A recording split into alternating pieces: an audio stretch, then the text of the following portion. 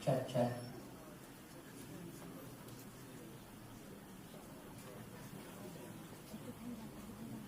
What's the color temperature on this?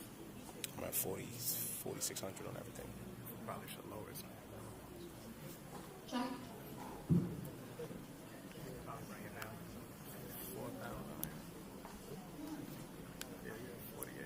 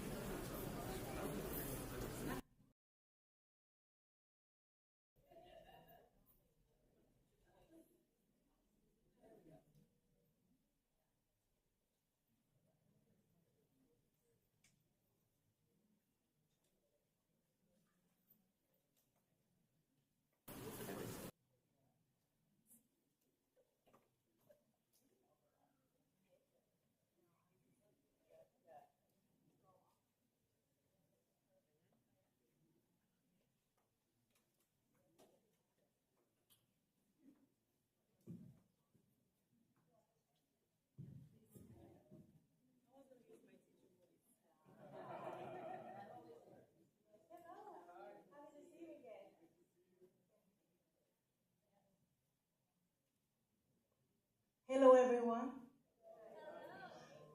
I'm Dr. Yves Rose-Pierre, and I'm the principal here in this building, the Brooklyn School for Career Development.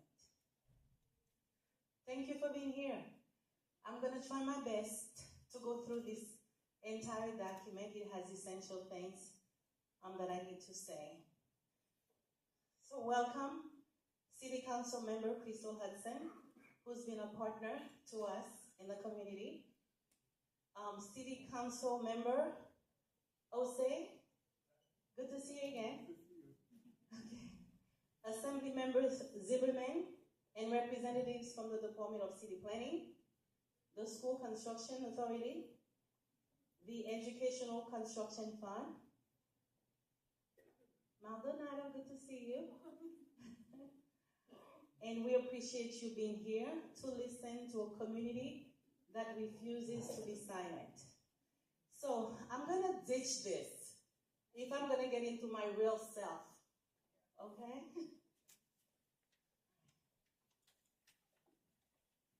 So I've been in this building for the past 20 years as assistant principal and principal for the past 18 years. I came to this building because I'm a parent of a young lady who has a disability. My daughter's name is Nodelia. She's been deaf since she was 6 years old.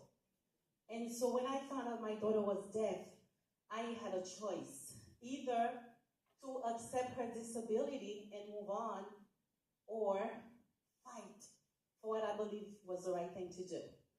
And so in the process, I became an advocate for people with disabilities.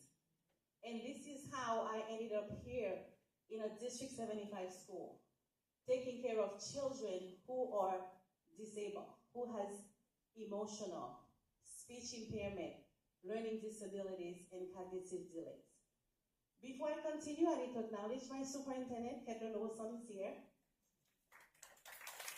and Superintendent Glenda Estron, District 79. And so, being in this building has been a spectacular experience. What we do is we took away the term disability and we focus on their abilities. And to do that, we take into consideration the current state of people with disability. So we thought of the term economic prosperity.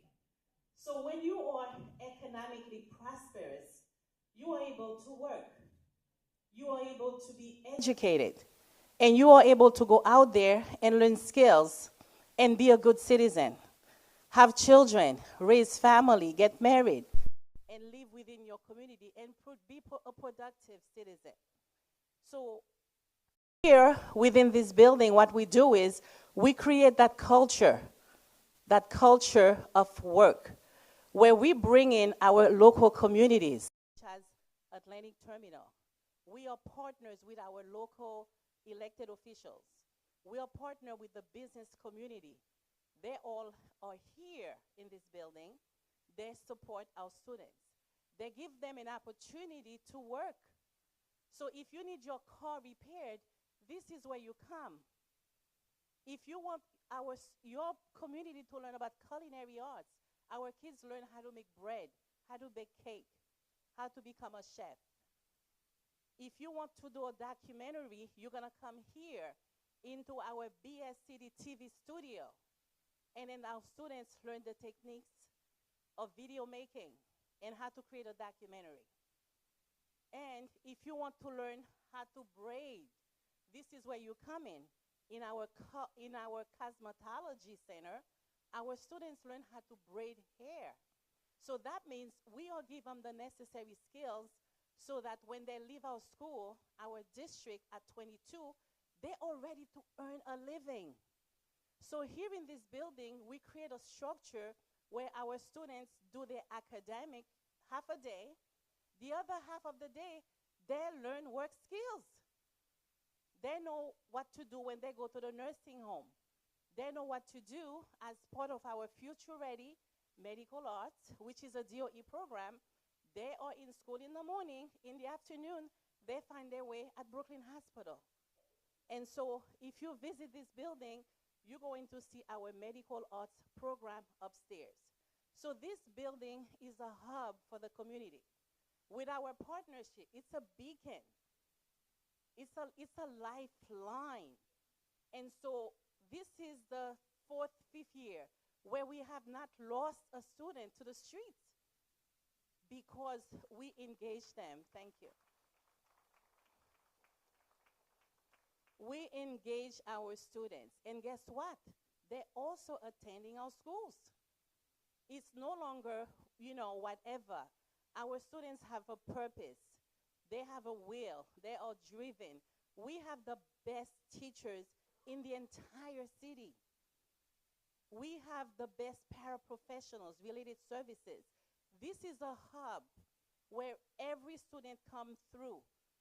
Using our nursing program, using our daycare program, we have children from all over the district coming here to learn those skills. Our work with JP from Atlantic Terminal, what the students do is they go there and learn about elevator science, how to operate the elevator. If the elevator is broken, what do you do? That's what we do. And so do I need to change that for kids? No, we want to keep the same practices. We want to keep engaging our students. We have a parent university where our parents come here and teach students how to make ice cream. If a parent is part of the police department, they would come here and teach other parents what are your rights. If a parent works for the housing, they come in and show us the processes to get housing. And so that's part of our parent university. So much happens in here. We have students who are working in automotive, culinary, TV media, because we facilitate. So if for some crazy reason or some unknown reason that we are displaced, I have no idea what's going to happen to our students. This is where they have grown. They're no longer calling me at 10, 11 o'clock at night that Eve Rose, so-and-so was killed. Because you see, we create that culture where we are passionate with our kids. And we let them know that we understand what you do outside. We know that the home life is challenges. But when you get here, we got you. And our students believe that. And we take care of them. And so this is home to them. This is where they have their breakfast, where everybody knows their names, where we know about their home lives, where our teachers, our parents, the whole community is a family. That cannot be broken. It's all about creating that opportunity for kids to prosper and become great citizens of the community. We don't want haphazard. We don't want the whatever. We want to be structured. We want to be purposeful. We want to be deliberate. It's all about equity, giving those kids an opportunity to really come out and be great members of the community. And so that's my call for tonight, that this is a hub. Everyone from District 75, every school, they come here to get the training. So if for some reason you have time tonight, check out our cosmetology shop. Check out our culinary programs. And check out our TV studio, all made by students. And our students are doing well. We also have a great board out there that shows the region scores. Academic is non-negotiable. People need to understand that we believe that every student who leaves our doors, they need to have their Regents diploma. If Brooklyn Tech can do it, so can we at the Brooklyn School for Career Development. It's all about, thank you. It's all about expectations. You need to have high expectations, and you also need to show respect, because in a differentiated society, we take our kids no matter what they come with, no matter where they're coming from, no matter what language they speak, no matter what the color of their skin. We need to take them and embrace them and give them opportunities. So in this building, this is what we do. We are this hub that is at the center of Flatbush, of Brooklyn, Atlantic. This is where it happens. We want to save lives. We want our students to continue to be engaged. I don't want to get a phone call, so-and-so got killed because he did this and that, because that kid was on the street. He didn't come to school. So if we are making those changes, I need your support to keep this hub going, so that way economic prosperity has value within our community. Thank you.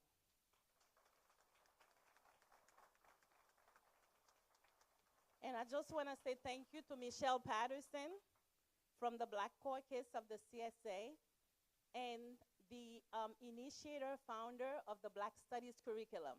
Thank you, Michelle, for being here.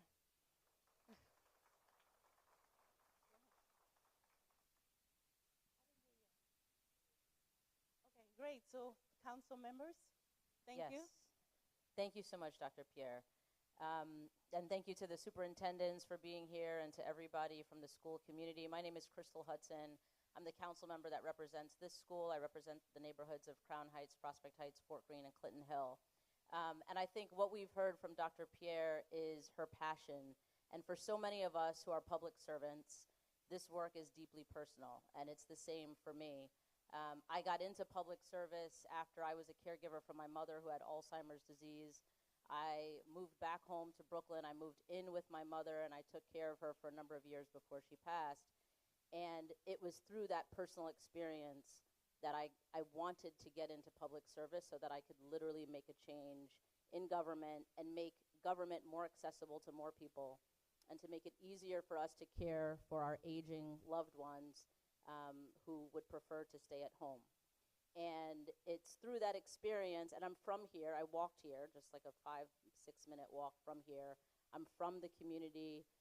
Councilmember Osei and I are both from the districts that we represent, and this district that I represent lost 20% of its black population in the 10 years prior to me getting elected into office.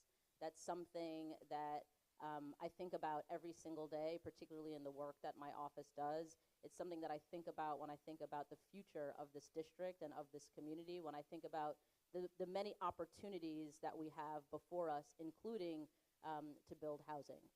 And one thing that is not lost on me is much of what Dr. Pierre talked about is the proximity to so much in this particular area. It's the proximity to transit, to public transit. It's the proximity to economic development and opportunities, to small businesses, to workforce opportunities, to other schools, and educational outlets and opportunities. I know JP from Atlantic Terminal because we work directly with him too.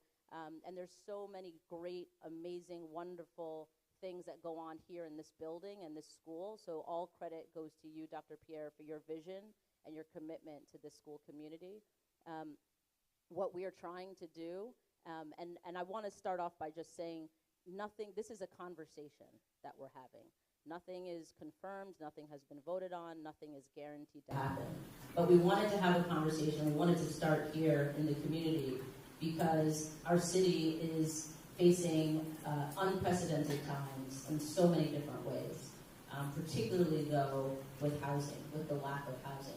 The people who always come to me and tell me that they don't want to see more housing built are the people who have a roof over their heads and a place to sleep every single night. I have never heard once from somebody who's experiencing homelessness that they're not supportive of new opportunities for us to build housing.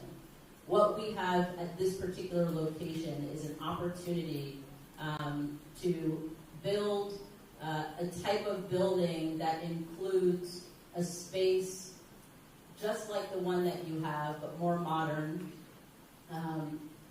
to address all of the needs of all of the students that come to Brooklyn School for Career Development, and also to house so many families that need housing.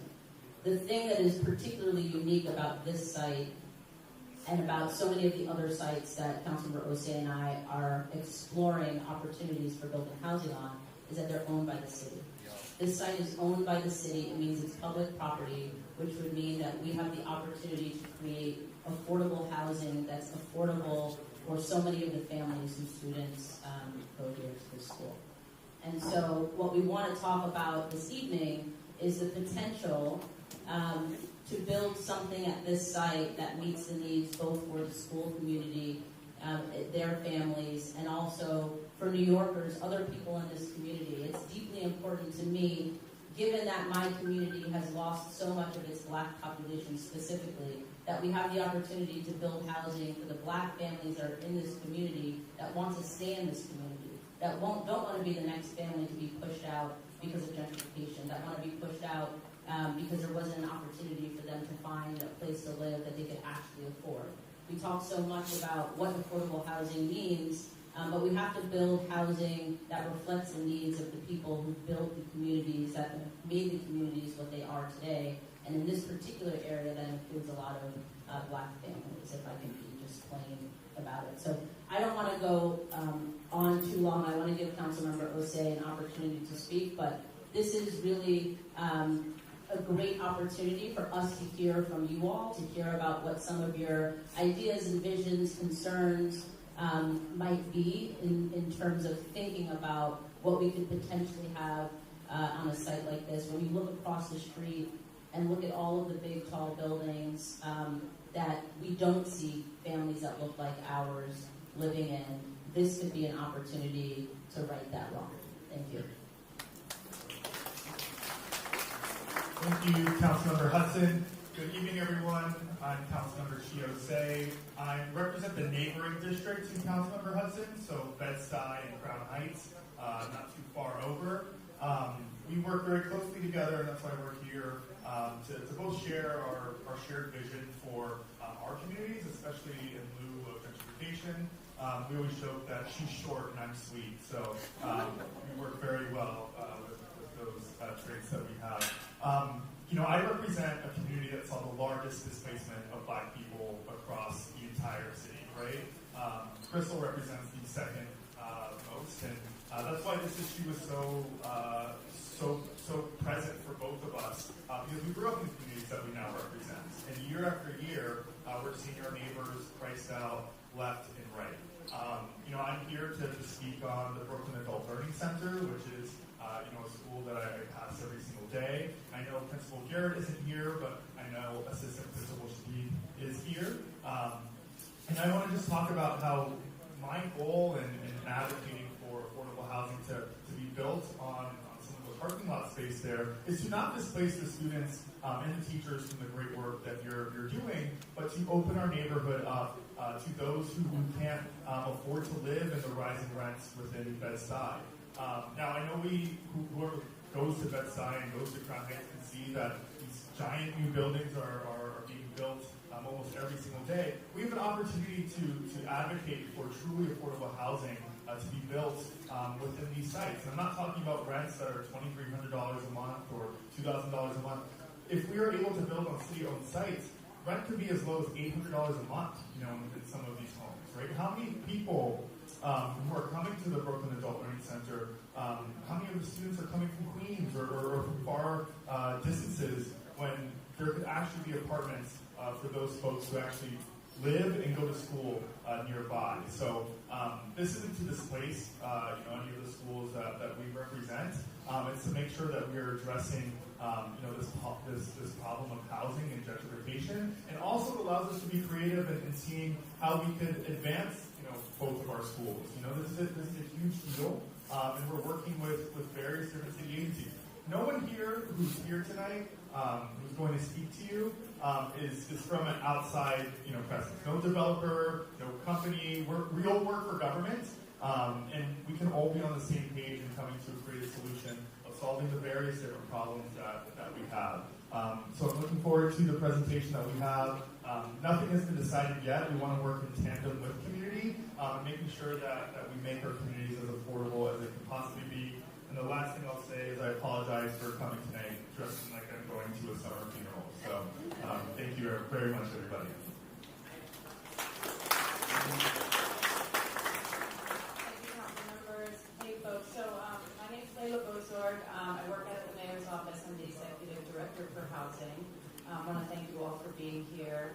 I'm joined by a number of colleagues who will introduce themselves as they speak. Colleagues from the Department of Housing, Preservation and Development, colleagues from the Department of City Planning. First, I want to thank our superintendents and Dr. Principal Pierre for hosting us. We really appreciate being here and appreciate those of you who have taken the time to come out.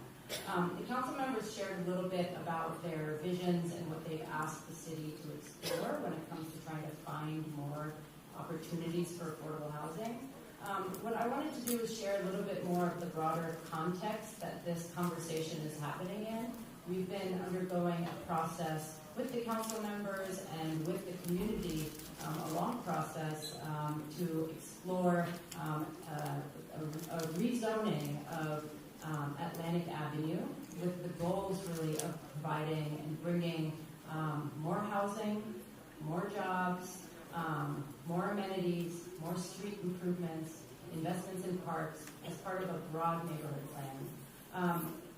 Elizabeth, you don't have a clicker, do we?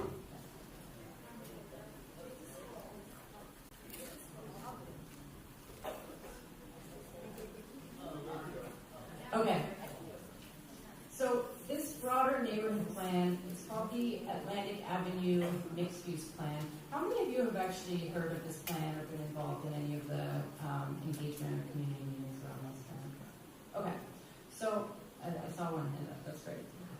So we are nearing the end of a long planning process around this plan. The goal is really to bring about 4,600 new homes to the area. That will also come with about 2,800 estimated jobs. That 4,600 estimate, is it? Yeah. Oh, sorry, I didn't know that. Okay. That's an estimate of what could come over the next 15 years. And it's really about taking Atlantic Avenue and some of the neighborhoods to the south. I'll show a map in a moment. And bringing the zoning into something more modern that allows for a more mixed-use, lively corridor. Right now, it's got outdated zoning where only particular types of industries are able to be there, and that hasn't been serving the community. So this has been a long neighborhood planning process.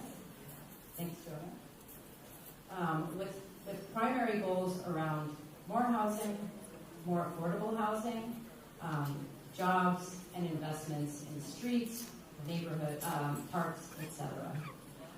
So one of the things that has been a big part of the conversation with the council members, and in this map, I know some of you are sitting to the side, it's about a 21-block area from about Vanderbilt Ave to nearly Nostrand Ave that we're looking at, and it goes into parts of the neighborhoods on the south.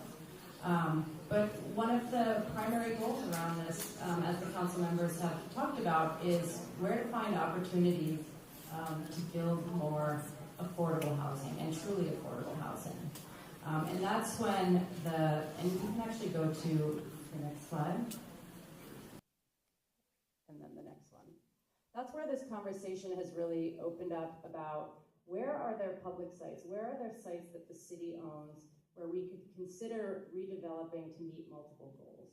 So that's where the parking lot at 457 Nostrand came into the conversation, and as the council member shared, she has this vision too that we're exploring around whether there's a possibility to redevelop this site and bring both a new school, whether it's on this site or nearby in a relocated site, so that we can achieve dual goals of affordable housing and a brand new school.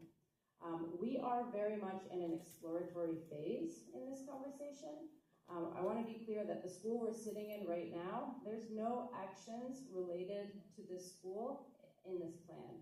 Even though we're nearing the end of the planning phase for the broader neighborhood plan, there's no actions related to this school. As my colleagues are going to talk about in a moment, there are specific actions that we're considering for the parking lot at 457 Nostrand. And so we want to share some of those and be very transparent about what the exploration and the conversations have been, and start hearing your questions and getting feedback. But even that idea and that proposal is at its very earliest stages. Nothing has been confirmed, nothing has been committed to. And in general, development is a multi-year process, even on a parking lot site like the one that we're considering. So I'm going to pass it to my colleague, who's going to talk a little bit about these sites and generally the process that we would go through should this actually come to fruition, and then we can take your questions from there. Thank you so much, Leila. Hi everyone, my name is Paula Diaz. I'm a senior planner at the Department of Housing Preservation and Development, and I can think the next slide. There we go.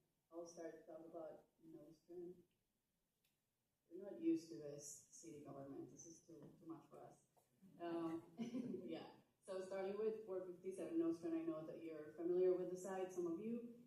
So this is a 30,000 square foot New York City Public Schools parking lot that is adjacent to the existing Brooklyn Adult Learning Center.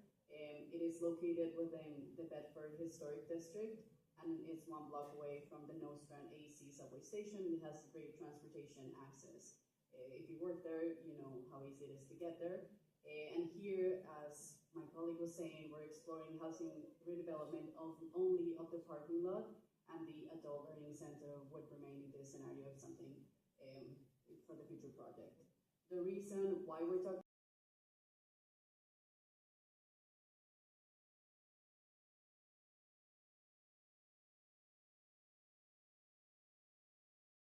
members, we included the site after scoping to be analyzed as part of the whole neighborhood plan for the Department of City Planning to analyze it.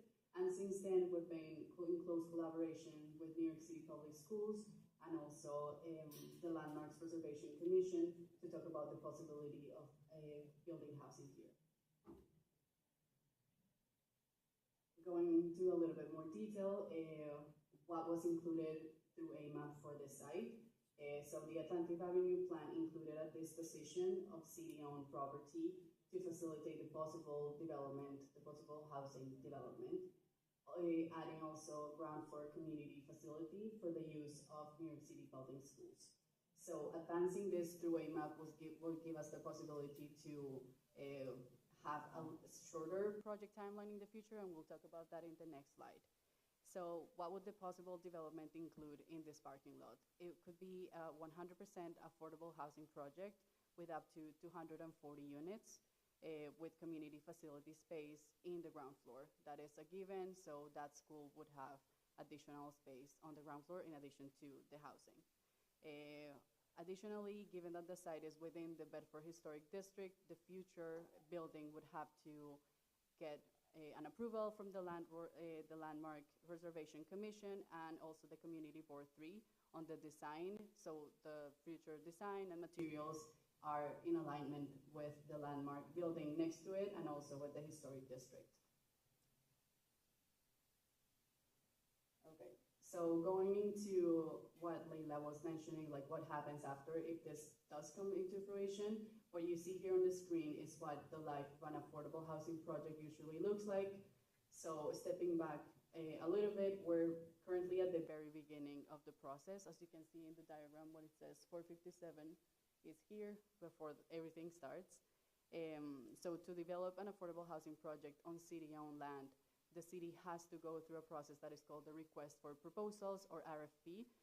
That is a document that outlines all the requirements and the priorities for the future development. So the first step before building that RFP is holding a community engagement and a community visioning process to identify actually what the community wants to see on the site in terms of the income levels and the programs that make sense here. So what Councilmember Chiose was mentioning, this is something that we will talk about during the community engagement process to really cater to the needs of the community who needs housing here. So after all that process is done, that input, we take that input from the community engagement phase, and that will inform the RFP, which is then released for open request for development teams to respond with their proposals.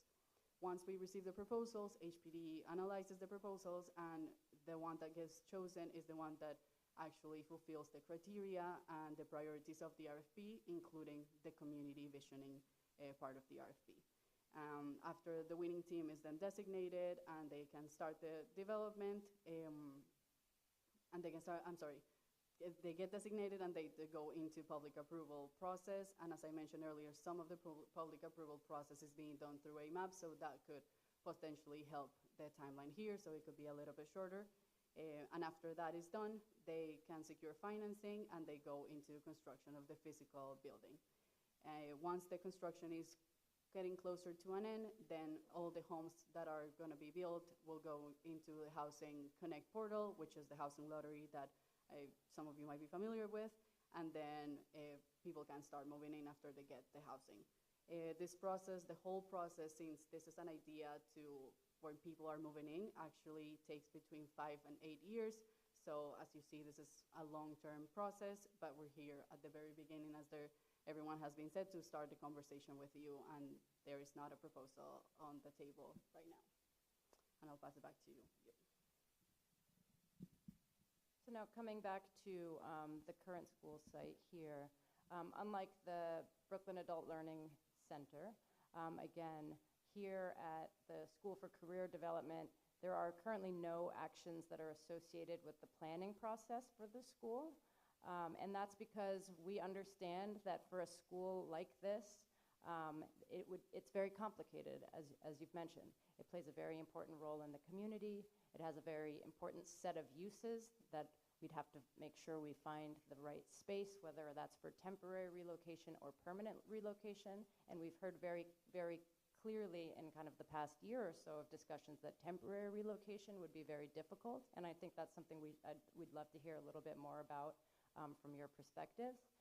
But we're really just at an exploratory phase around the feasibility of whether something like what the council members envision that brings affordable housing and a brand new school is feasible, whether that brand new school is on site or at a new site nearby.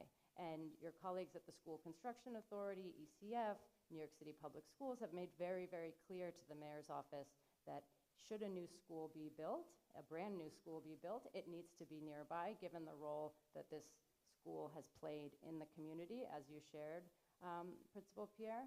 And given that we want the school community to be able to take advantage of what the future of this mixed use of this plan around Atlantic Ave is going to bring over the next 10, 15 years.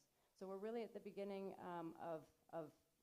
we've been talking about it for a while, but we're really at the beginning of exploring, is this something we can feasibly do and make it work for everybody? Given that, I know we've hit on it very, very lightly here, but we are facing a very severe affordable housing crisis. I'm sure everyone in this room knows that, feels that, has neighbors, has friends, have families that feel that. So we are really trying to advance a vision of dual goals, bringing a brand new school and more affordable and more housing into the neighborhood. So I think I'll leave it at that, and we can start taking questions. Um,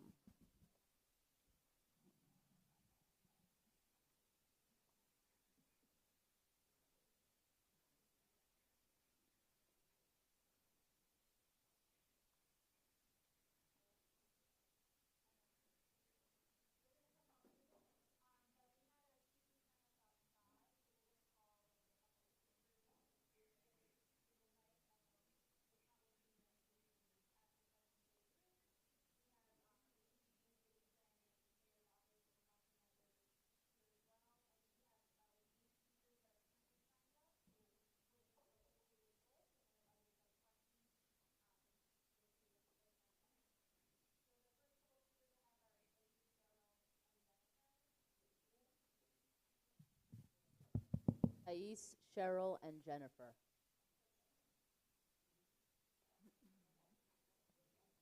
Hello and good evening, or good afternoon to the mayor's office representative, to our council members, to the HPD representative, to city planning, SCA, public schools, to you community members, to Dr. Pierre, and to our superintendents. My name is Thais Aline Bob, and I am a proud graduate of the Brooklyn Adult Learning Center. I was a high school dropout. I was a high school dropout with low education and no career skill sets. As a young adult in Bed-Stuy, Brooklyn, life was difficult. But even though those circumstances were holding me down, my dad, who was sick with HIV, understood the importance of education and encouraged me to register at the BALC, the Brooklyn Adult Learning Center School 8, to obtain my GED, career and technical education classes, and that's exactly what I did. I obtained my GED, I learned computer skills, and typing and office skills, and I went on to college at LIU. This school literally changed my life. The grounds that you're proposing to utilize for housing would destroy this program, which is used by community members in need of obtaining their GED, career and technical education, and immigrants from all over the world that come to our school to learn English and create a better way of life for themselves and for their families. This space that you are trying to take is not only used for parking. We use it for our community health fairs. Did you know that we partner with the Campaign Against Hunger and we feed community members as well as our students? We utilize that space for our outdoor events. We utilize that space for our graduation and ceremonies. We utilize that space for much more than just parking. This is a staple in our community. You can't find this type of opportunity in Bed-Stuy, Brooklyn for free, tuition free, for you to come and try to take this space where you think you're helping, you're actually harming our community. Our students come in the morning hours. Our students come in the afternoon hours. Our students come in the evening hours to 9 p.m. at night. Saturday students from 9 in the morning to later in the afternoon.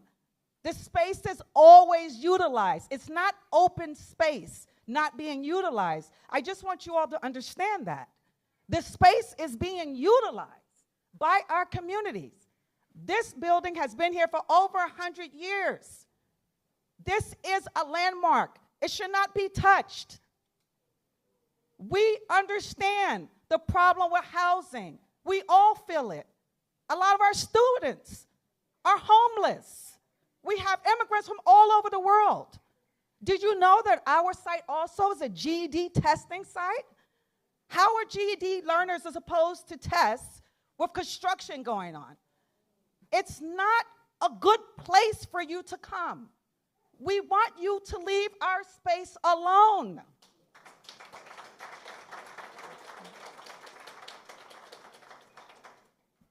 I don't think I'm supposed to touch on this. I'm just supposed to talk about school, but I'm just going to say it personally. So-called affordable housing. My twin daughters, who are 24 years old, has been trying to get into affordable housing for years. This lottery situation, it's not as easy as you think. And a lot of times, when you say affordable housing, who really gets the affordable housing? I keep hearing about black people, black people, black people. Are you sure? Are you sure? Please do not take our space. We need it. Our community needs it. Our students need it.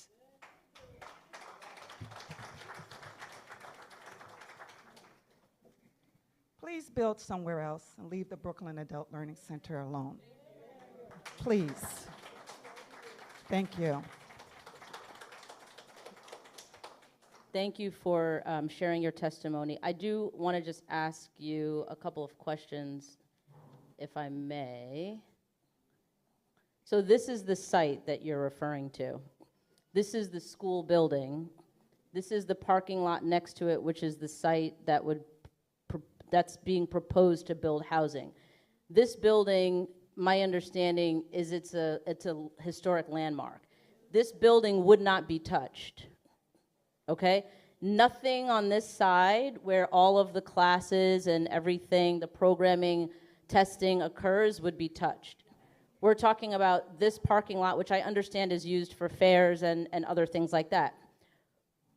But one of the things I just want to propose and present is if a building goes up here that accommodates housing for some of the students that you're talking about are currently experiencing homelessness, if there's an opportunity for a community center, a space to continue to hold those fairs and events and other testing opportunities and things like that.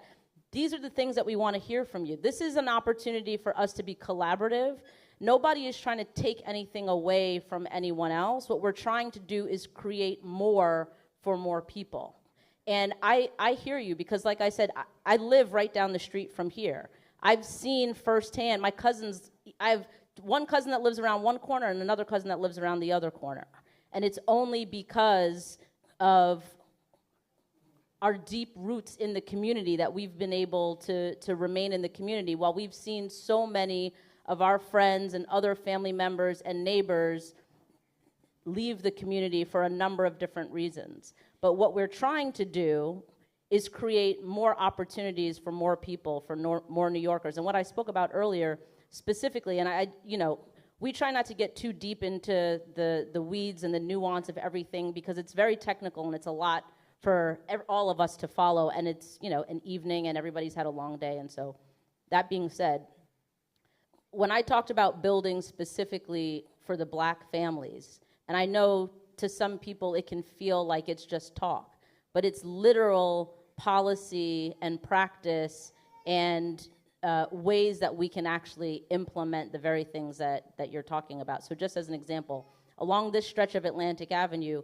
black families make an average of $50,000 a year compared to white families that make an average of $118,000 a year. That's a huge discrepancy. What these sites allow us the opportunity to do is to build 100% affordable housing that is actually specific to families making 50% of the area median income or $50,000 per year, as opposed to creating housing that's for people making $118,000 a year. Those are the opportunities that we're talking about. The students that you're talking about that are homeless, this is creating an opportunity for them to live somewhere, for them to live above the place that they were able to get their GED from the place that they were able to learn about nursing and cosmetology and all of that. The other site, which is the one that we're currently at, am I going the wrong way? Okay. There's a parking lot here as well. I don't build houses, and these folks are probably going to get a little upset with me for saying something that's maybe not my role to say. But just as a possibility, you could build a building on this parking lot here first, put the new school up there, not actually displace anybody that's in the school, the current building, put the new school up with housing on top, and then take down the building after you've moved the school site over. These are the types of things that we just want to hear from you all. So I am honestly and genuinely asking you, when you talk about displacing the programming, I just want to know exactly what you mean, because this is where all of that Well, is and happening. I'll just add, there is, if this project were to move forward, the ground floor, about 25,000 square feet, would be dedicated specifically To the school. And that's something. And that's what the engagement process we'd work through with you. What are the types of spaces? What should they look like? Who should operate it? And how should it be programmed to meet the needs that you're currently, whether it's currently using or future needs? And I'll just add something, and I really do appreciate you coming here tonight. I appreciate your passion and your entire story and what the Brooklyn Adult Learning Center has done for you, because I've seen what it's done to so many of my constituents and New Yorkers in general. Even you sharing, that story about how your daughters are trying to figure out Housing Connect. The reason Housing Connect is a mess and why maybe some of the homes that they find are too expensive is because there's no city-owned, it's very rare to find city-owned land here in this city, right? When we see these projects go up, that's on private lots. Developers who are trying to make the biggest bank for their money rather than building affordable housing. When it's city-owned land that is owned by basically all of us, that's paid for by our tax dollars, that gives us an opportunity to be like, no, we don't want that one bedroom to be $2,500 a month. We want a 3-bedroom that's $800 a month, which is more affordable for the people of Bed-Stuy and Crown Heights. And that opens up, that housing for your daughters that are applying for housing lottery, to see those homes that are actually hopefully fitting within their budget rather than some of these other buildings is the goal that we are striving for right here. And even the fact that some students are dealing with homelessness. This is an opportunity for us to make sure that we are providing those students with the resources, the know-how to apply to a building that would be next door to their own school that would actually be within their budget of housing. We have more flexibility to push for affordable housing on city-owned land than if it was privately owned land. And if we continue to say no to housing, but acknowledge that the housing lottery and Housing Connect is a fad, that homelessness exists, then where are these people supposed to live?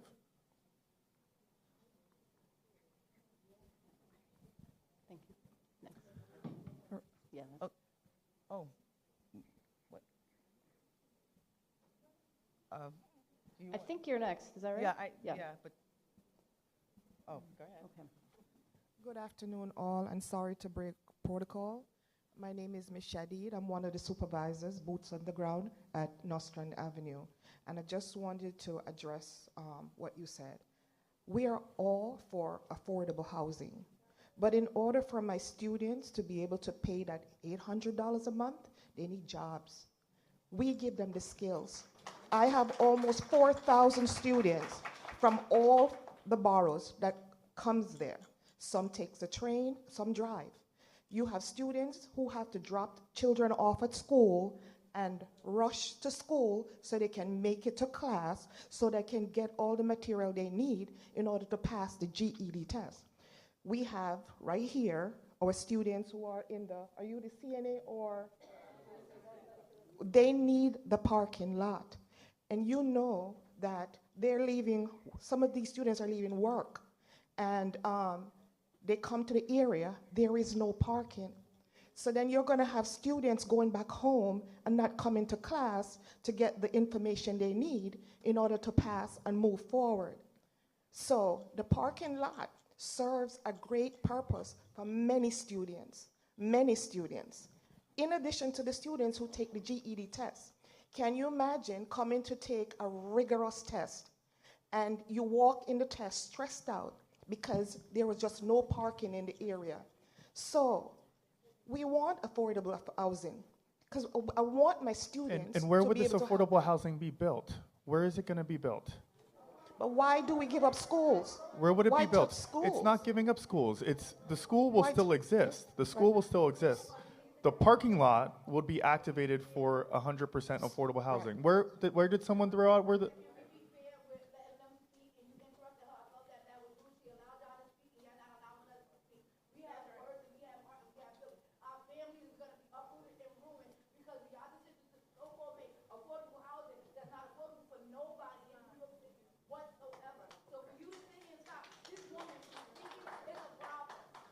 We're having a conversation. I apologize for interrupting you. I just want apologize for to interrupting say you, that but the parking lot serves a great purpose for my students. When they come to a neighborhood where there is no parking, how do they attend class? How do they get the instructions? How do they get the credentials to get the job so they can pay the $800 a month? That's where we come into play. These are the services that we provide for the students. We educate them so that they can get jobs, stay in the community, and build a community. I am going to have a lot of students not coming to school because they're going to come to school and be frustrated and go home. And then you're going to have more unsuccessful black people. But can I just ask, what if those students could live right upstairs? They didn't even have to drive to school. They would go downstairs and attend school.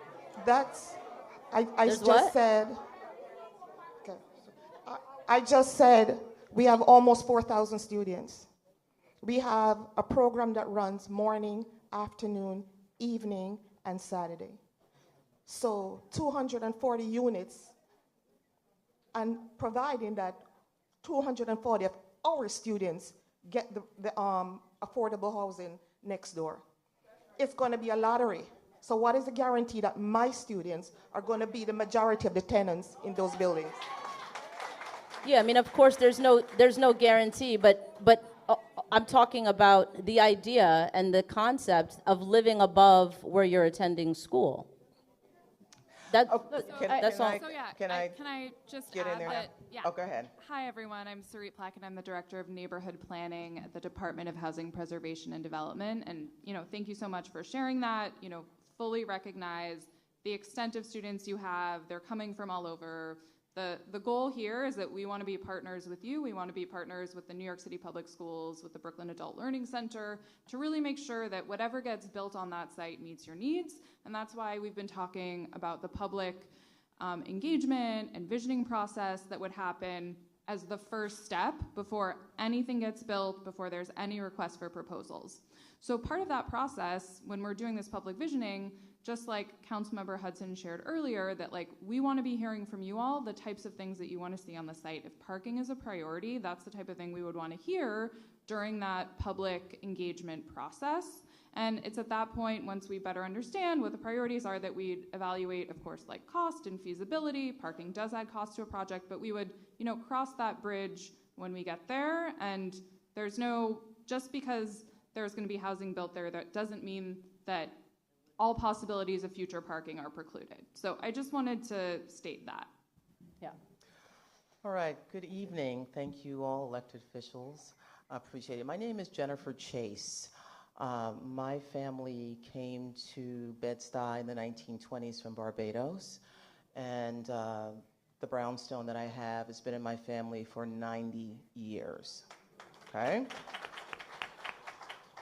So the first question I have, and most of mine will be questions, not necessarily a testimony, is number one, is what is your communication strategy in regard to letting the people in the affected areas know what's going on? I spoke to so many people on the block, they had no idea about tonight. What is the comm strategy? Let's start from there. You want to talk about the typical process? Yeah. So I think just actually building on what I was sharing before, when we build affordable housing, so this is the timeline that we shared before. So typically when affordable housing is developed and we have a request for proposals process, there's a pretty extensive public visioning process where we do public workshops. And we usually have about a 6-month process. We engage with the community board. We do public workshops to better understand what people's priorities are for the futures of the site, whether it's the type of population served, the ground floor, et cetera. Right, I understand that, but I'm saying, for example, tonight, so why wasn't there any kind of communication that was disseminated to anyone? So I think let me talk about right. the in general. all the communication is site-specific, project-specific. So in the case, I'll come back to tonight, but in the case of a project like at the Brooklyn Adult Learning Center, if we were to move forward with doing a request for proposal there, we'd work with the Brooklyn Adult Learning Center, we'd work with local council members to get the word out, we'd work with local community-based organizations that service the area, and we'd work with other agencies. We usually develop flyers, multi-language flyers. It's really ends up being project-specific. There is a communication strategy designed around how do we get the most voices out at meetings. There's also strategies to get voices into the process that don't require coming to meetings. We will do surveys. It all is very project specific, and it's designed as part of kind of the pre-engagement. How do we make sure we get the most voices involved? Okay. Well, on a late night like tonight, we did work with New York City Public Schools. We worked with the council members, and we had a flyer that was distributed. It was shared also with folks that have been involved in the broader engagement process for the Atlantic Mixed Use Plan that we talked about. And we do have folks joining online as well. I see. Well, just to let you know, many people did not know. So. Okay. And we made announcements at the community board last week. We sent out it in our newsletter, and we posted it on social media. But if I would love to collect your email if you may not be on our newsletter. I'm so sorry if you didn't reach that information, but we try to blast all of our events, community outreach events, through those different practices, both in person and digitally. Okay. Then the other questions I have is in regard to quality of life. We know that Brooklyn is the most populous borough, and it's already crowded. So you're actually talking about introducing literally thousands of new people on that one block. How is that going to affect Halsey Street? How is that going to affect parking? How is that going to affect rats? How is that going to affect the garbage, the environmental impact? These are all the things that the people that have been living there for almost a full century, or et cetera, are concerned about. And these are real issues, the parking. These are things that I'd like to know, how are you going to address these quality of life issues? Absolutely. So I think for this specific site, it's a little over 200 units rather than thousands. I'm talking about Nostrand Avenue, yeah. It said 240 on the slide. Atlanta, the 240 at Nostrand Avenue. Yeah. Right, so you multiply that by maybe 3 people, so we're talking thousands of people. Conceivably, it's usually not one person, it's not 240 people. It's typically a family, maybe 3 or 4. Yeah. So I think I'm at estimating most between 500 and 700. If you have the average family size in New York is about 2.5 to 3. So I don't think that's, you may say that, but I don't think that's realistic. I mean, I'm just saying that there will be probably at least 1,000 people. Can we agree on that one? At least 1,000 people? I think it would be around 500 to 700. I don't think it would be 1,000 people. Okay. However, what we're hosting tonight is to see if we could build more. If parking is a priority, if we can it would include parking. Something that we're also advocating with this plan is we understand that this will increase density in the surrounding area.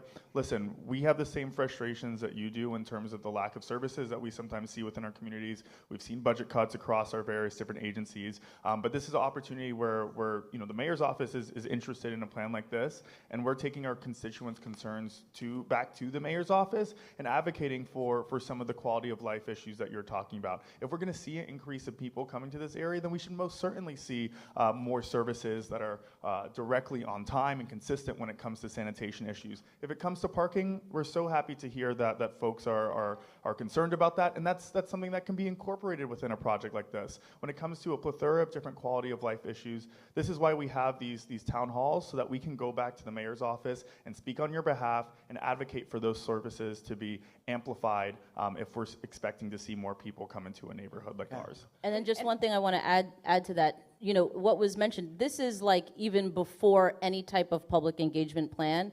For the Atlantic Avenue mixed use plan, which we've been working on for probably almost 2 years now at this point, we spent over a year of public engagement, so literally, going into schools, having public meetings, churches, outside, standing outside of grocery stores, sharing information. We did that for over a year to make sure that we had input from community members and from members of the public into what the broad plan would look like. this conversation that we're having about these specific sites is part of the plan, but not included in the specifics of what we've already done in terms of public engagement. They would go through their own process for public engagement. So this is like very, very preliminary, and again, is an opportunity for us to hear what the concerns and questions might be, so that when it, if we collectively decide to move forward, and when a public engagement process would begin, then we would have so many more opportunities with lots of, advertising and all of that to get as many people out as possible to engage in what the vision for these sites might look like. Okay. My next question is for Leah. You're on the planning side, right? Myself, Layla. Layla, excuse me.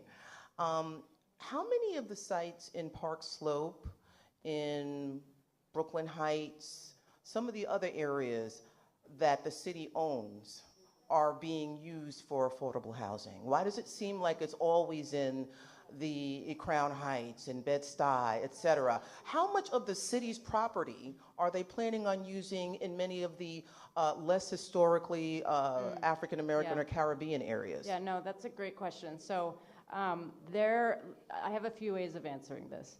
One of the things this administration specifically has been looking at, the mayor actually issued an executive order. It's called Executive Order 43. He said, we're in a housing emergency. I want every single agency in the city to look at property it owns and work with the housing team at City Hall and the housing agencies to identify underutilized sites. That's a touchy word, because what might be underutilized on a map may not be underutilized to someone else, but broadly speaking, evaluate every public site owned by an agency and whether it can be handed over for a housing use. So right now, we're in a process, and through some other fair housing planning work, we're looking specifically at the lens of what are neighborhoods that have historically been able to get out of meeting any housing obligations to help with the housing crisis. In our fair housing analysis, we have typically found that development is uneven, and neighborhoods that have historically been able to block housing have been wealthier and whiter. So we are really looking at sites that we have in some of those what are by researchers called kind of like higher opportunity neighborhoods, to try to bring housing to those areas. HPD has a whole policy around trying to find limited affordability area sites. So there's a big site in Whitney, at the Whitney Meat Market in Chelsea. Those residents are also equally unhappy, but we are redeveloping that for really dense, significant affordable housing. We are looking at downtown Manhattan, where the housing agencies work actually. It's 100 Gold Street. We're gonna try to kick out the city agencies that work there and build housing there. So we are looking at every neighborhood, every site, to try to create more housing and a more equal distribution of housing. Yeah, and I would just add that we're actually right now in the middle of creating the city's new comprehensive fair housing plan, and we're doing public engagement right now. We actually have a workshop next week at Medgar Evers on Thursday night where we will be engaging and wanting to hear from New Yorkers about exactly these issues. So I can give folks more information about that. We want to see folks out there to talk about this specifically, because we definitely recognize this is a problem. Gotcha. I just have one more question and then a suggestion. So the other question is, what have they done any feasibility studies in regards to how putting affordable housing next to brownstones, et cetera, how has that affected the real estate values? I can just jump in. I don't have a technical or a very specific question, but I also live in a brownstone.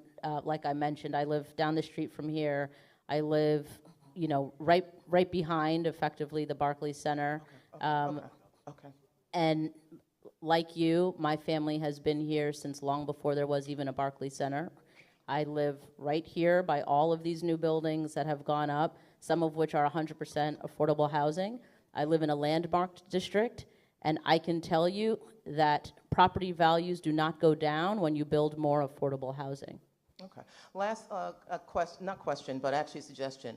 What about creating some nice open space where the parking lot is at 457 so that the school could continue to use that, simultaneous have a playground or something, you know, that's open air, so everybody would be happy. The school could get what they want, the neighborhood could still stay open, and that's what my suggestion would be. I think my response to that is, and I think we opened up this tonight by saying, Bed-Stuy, this neighborhood across every other neighborhood in New York City, saw the largest displacement of black people across the entire city. 20,000 black people were pushed out of the neighborhood over the past 10 years. 30,000 non-white people moved in. The housing vacancy rate in New York City is at 1.6%.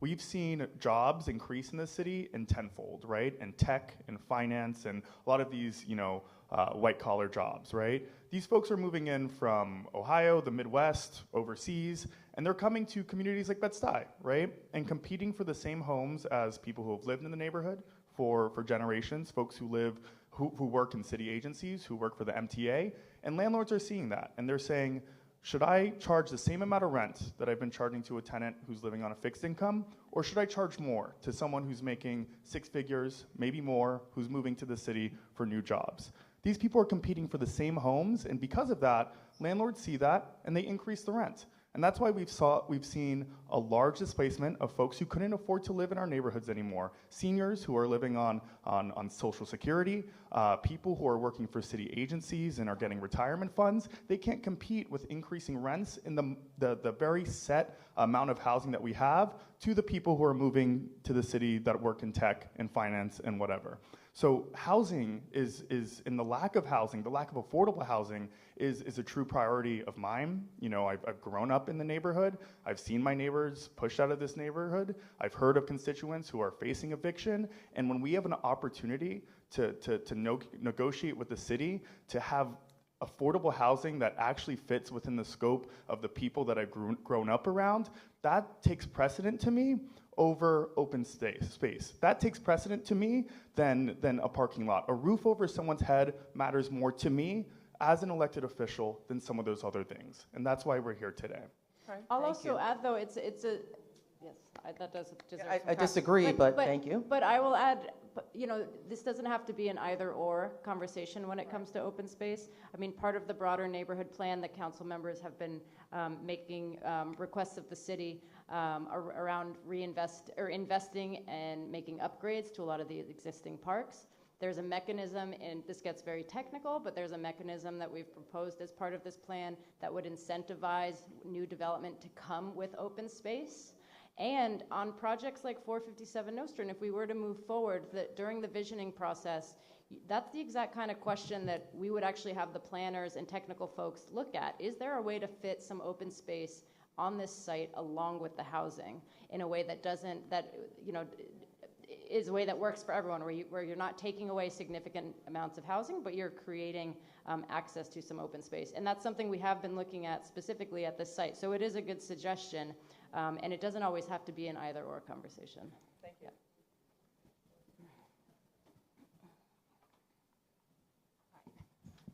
Hi, my name is Cheryl Utley, and although I don't live in Bed-Stuy no longer, I can't help but feel for my fellow sisters and brothers. Hello, fellow city council persons, and thank you kindly for coming to hear everybody questions and answers. My concern is the school that my granddaughter goes to, which is School of Career Development, and I have a big concern about that because it is needed.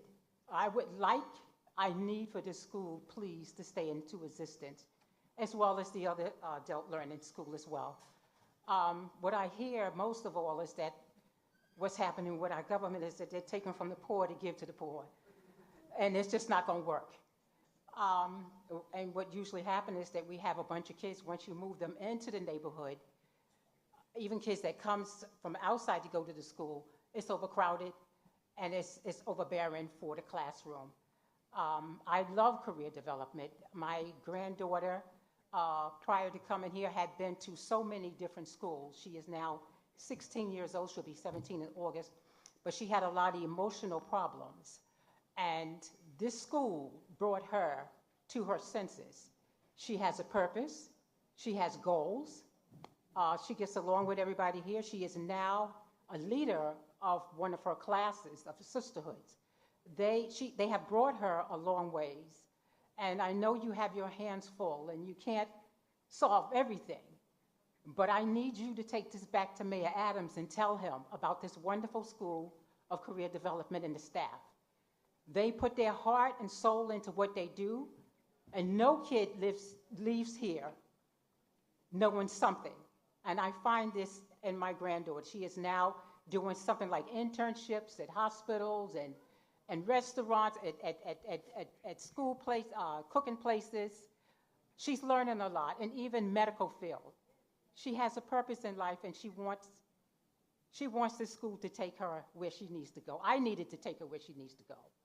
Please tell Mayor Adams, do not take away this school. Yeah. It is good for Bed-Stuy all around. All right, please. If you do nothing else, just ask him to do. You know what you, and I heard you counsel, and I watch you all on TV. I watch you especially. You. Me? Yes. Oh. With Lincoln. He's on TV more than I am, I thought. Yes, but I see you. I see you in action, and I love it. And what I heard you mention was the churches, and you got to learn that what you do to them, you do unto him. The least, these little ones that are coming up in the world means something to the churches. It means something to him. You have to acknowledge that. If you want things to go well for the way you plan in your government, do right by the little ones coming up in the world and these young people here that are striving to be the future of medical assistants in our world. We need them. You just have to do it. And that's all I have to say. Thank you so much for sharing that. And I do want to be very clear. This has never been about, and is not, and will never be about displacing schools, removing schools, eliminating schools, changing any of the school communities, the fabrics, the way these schools are run. In fact, these two schools are so exemplary in everything that they've been able to provide for all of their students, past and present, and that we know they will continue to provide for future students. We want to continue all of that. We're here because we want to be partners with you. We want to collaborate with you. And I don't take your words lightly, because the very work that I do, not only do I feel called to do it, I have a 2-year-old daughter. And I think every day about the future that I want for my daughter. When I was first elected, I wasn't a parent. And you think in a lot of ways about the future, but you think about it entirely differently when you become a parent. I want this city to be so many things for so many people, kids that aren't even born yet. I want my kid to be able to live in the community that she was raised in, just like I currently live in the community that I was raised in. But I'm only able to be in this community because my mother happened to be lucky enough to buy a house 30-something years ago. I would not be able to afford to live in my community if it wasn't for the housing security that my mother was able to establish for me so long ago.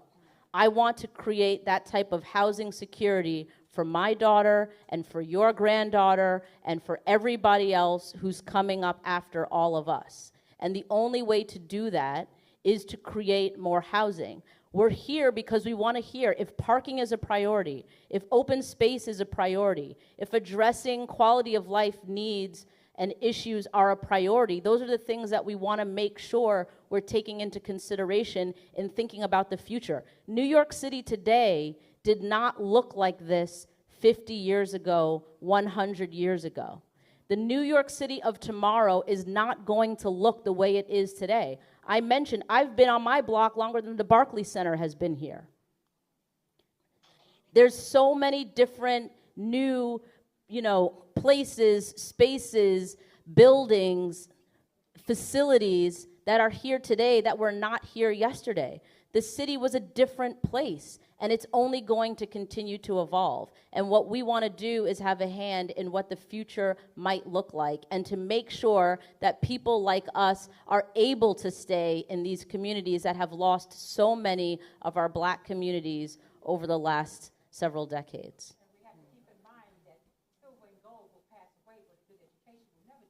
Absolutely. And we want to build new school buildings so that these schools can go beyond their current capacity. I mean, imagine, I've been in this building, I've toured the facilities.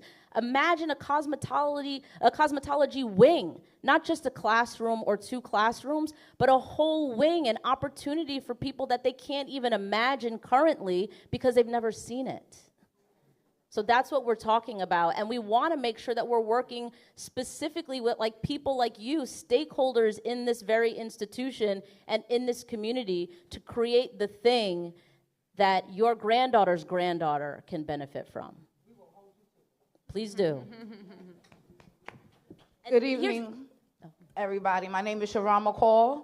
I am the PTA secretary, and I stand strong for this school and all schools. I'm speaking for all the parents, the children, the families that suffer and deal with the daily struggles of living in New York City, period. You talking about affordable rent? Where? It's nowhere to be found. We are struggling to feed our children, clothe our children, make sure they get an education. There's so many things wrong in New York City that we're fighting for, and uprooting these kids and the staff that fight day to day. And I know they fight for mine every day.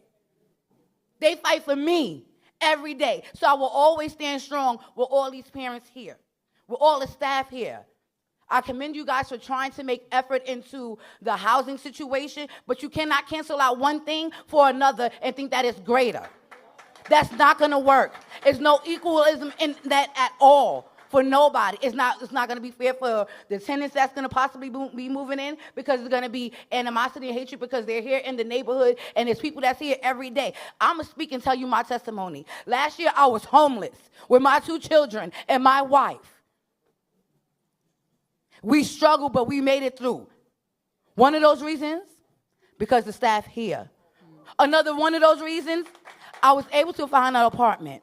And it didn't happen because I did it on my own and I was able to afford it on my own. That's affordable housing, when you can afford it on your own and stand for your family and make sure they have something for the longevity of their future.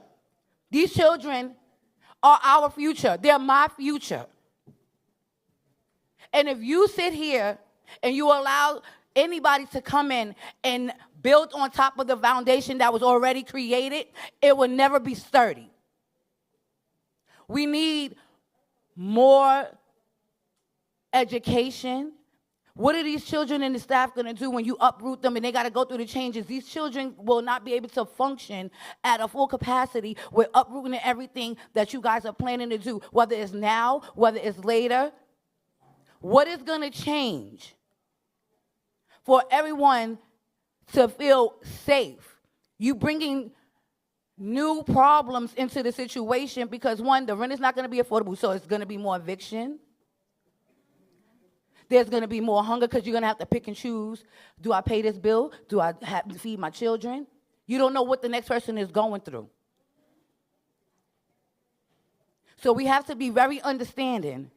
You have elderly people that take care of their grandchildren, making sure they get back and forth to school. You have people like me. I'm soon to be 40 this year, and I told my daughter when she graduates high school this year, I'm going to get my GED. And how would that be possible if you uproot and change these things? It's not going to be possible without the work, and if we don't come together collectively and we don't hear each other out. We have to hear each other out. We have to be understanding at all costs. Because right now, we're speaking as adults because we're here, but what we go through affects these children. My son has ADHD. Change is good, but at what cost? The cost to who? Our children, the staff that work day in and day out with their blood, sweat, and tears. This is your job here, correct? This is our life. And I refuse to not leave my legacy here standing strong with a positive success story and not just feel like, oh, they're going to put this up. Okay, somebody's going to have a home, possibly. It's so many other buildings that can be fixed up, brought up. Are y'all going to create more jobs for those that's going to be having to afford the rent that's there? Or with the maintenance, as many of things that we can do. Are you going to create these job skills for these parents and these adults and these future children to grow up to these adults and have something for themselves? Where do the stability come in for these children and these families, such as myself, that got to walk these streets day in and day out? I don't care how long you've been here. I don't care when you leave. When you come back, it's still going to be the same thing. Education is key for anything and everything. You wouldn't be as successful as you are if you didn't have the education that you had. So let's be fair and give our children the same thing. So if you thought it was going to be easy to come in here and sprinkle a little candy dust on it, it's not going down that easy. Not with me standing here for nobody. So if y'all can please find it in your hearts and in your mind and your soul with your spirit to leave these schools where they need to be with these students in them and these beautiful souls that come in and day out to create a better living success story for these children in their education. I stand for my people always. Y'all sitting here talking about, oh, for the black people, for the this, for the that. It don't matter what color you are. Homeless is homeless, right? No education is no education, correct? So where is the divide and conquer? Where is the proof in the pudding that this is going to be something that's functional for all, for everyone, the elderly, the young, the old, whatever it is, the in-between, it don't matter. What is going to be the success rate? And y'all putting up this so-called affordable housing for our people, because you can't sit here, you take a number, you take a number, you take a number, and that's what it's going to be. Because guess what? Like I said earlier in my story, I was able to find an apartment with me getting a City Feds voucher that the state and the government, everybody keeps saying they're going to snatch away. So when the subsidy is gone, what will we have? We're going to be right back in the eviction. We're going to be right back sitting here looking for the help and everything that you guys said that y'all was going to secure. What happens a year later when that rent goes up? Because no matter how much you say it's not, when there's a will, there's a way. Because if that's the case, you wouldn't be sitting here today. So respect my people. Respect my children. Respect our lives. This is a job for you. This is our livelihoods. And I'm sure everybody in here agrees. I came all the way from the Bronx with swollen feet. I suffer from lupus and sickle cell. I'm not even supposed to be standing here. But for this, I will. At any given moment. So please understand, stop playing games with these people and sitting here feeding them false things that's not going to be suitable for us to live for our future. So if you can't make it a guarantee that it's going to be positive and it's actually going to work, a foolproof plan, y'all might as well keep walking. Because we're standing 10 toes down on solid ground. Thank you.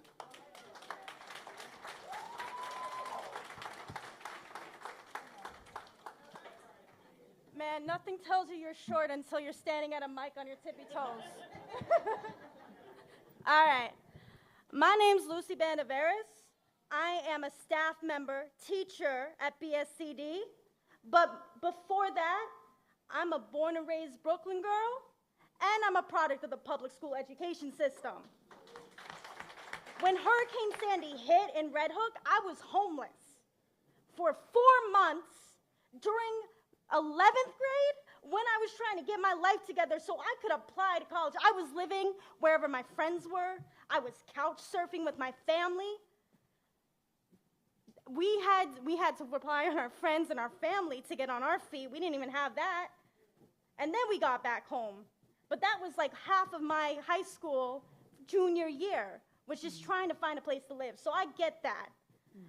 I've been there, and I get the idea, you know, you're homeless and you don't have a home and you want one. But it was never at the detriment of education, because I was a public school girl.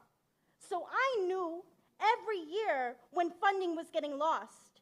We didn't have music class at an art school. I went to a performing arts school that didn't have music, that didn't have art class, because we lost funding. Because that's the first thing that happens in the city. The public schools lose funding. Now you can sit here and you can have your pretty nice plan that works on paper. You can have your pretty nice plan that sounds good out loud with pretty political words, because that's what they are right now. Those are words. This is a problem, because you're sitting here and you're saying, oh, we're not going to even think about touching the schools. And yet you're talking about expanding. That is touching the schools. That is what you are doing. Agendas change daily, especially politically. They always change. You talk about wanting to help and change the community. Fund the community. Go after the landlords that upcharge. My landlord upcharged me like $300 on like a 2-bedroom apartment that is literally smaller than this space right here. It's about this much, and I'm spending all that money with my check, and it's just me and my mom. Really? You're not going after them? You're not going to fund the neighborhood? You want to know why people don't have jobs?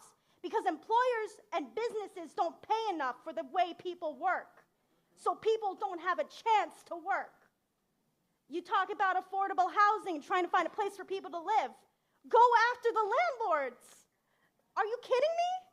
This is ridiculous. Education should not be touched. It shouldn't even be thought of. Even the idea of like, oh, we'll take the public parking space, and we'll build on it. Doesn't matter. That still affects the livelihood. This is a D75 school. You are standing in a D75 school. This is a school that helps students with disabilities. So regardless of what happens, our kids are affected. They don't always sit with change. Change is hard. Change might be good for us. Change is hard for them. Do you want to know how many fights I've gotten into with kids just trying to get them to a different class? This is ridiculous.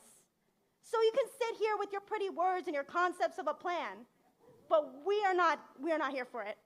Like Mom said, 10 toes down, I stand on business. And you can take that up with Brooklyn. Thank you. Thank you. I just want to make a couple of things, or state a couple of things. One, in the New York City Council, we're fighting every single day for increased funding for our schools. We're right now negotiating the city budget with the mayor and his administration. Every year, we fight for more funding for our schools, for more programs, for more community-based organizations to do the work, to come into schools. We also are currently suing the mayor and the city around CityFEP's vouchers. We passed bills last year to expand CityFEP's vouchers and also to remove a lot of the barriers for people getting vouchers, to make it easier for people to get housing vouchers.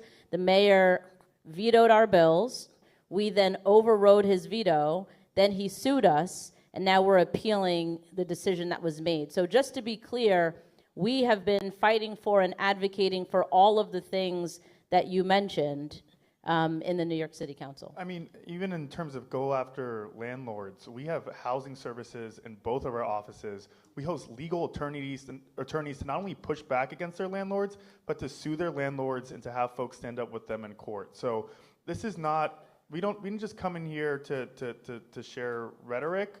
You know, we wouldn't, you know, this is very preliminary to have this conversation, to hear what everyone in this room wants to see. We're not coming here with a complete agenda. This is, you know, some elected officials will just do the plan as they want, as necessary, without public input. This is so prior and early in the process of seeing what folks want, you know, from this, whether it's parking, whether it's housing, whether it's open space.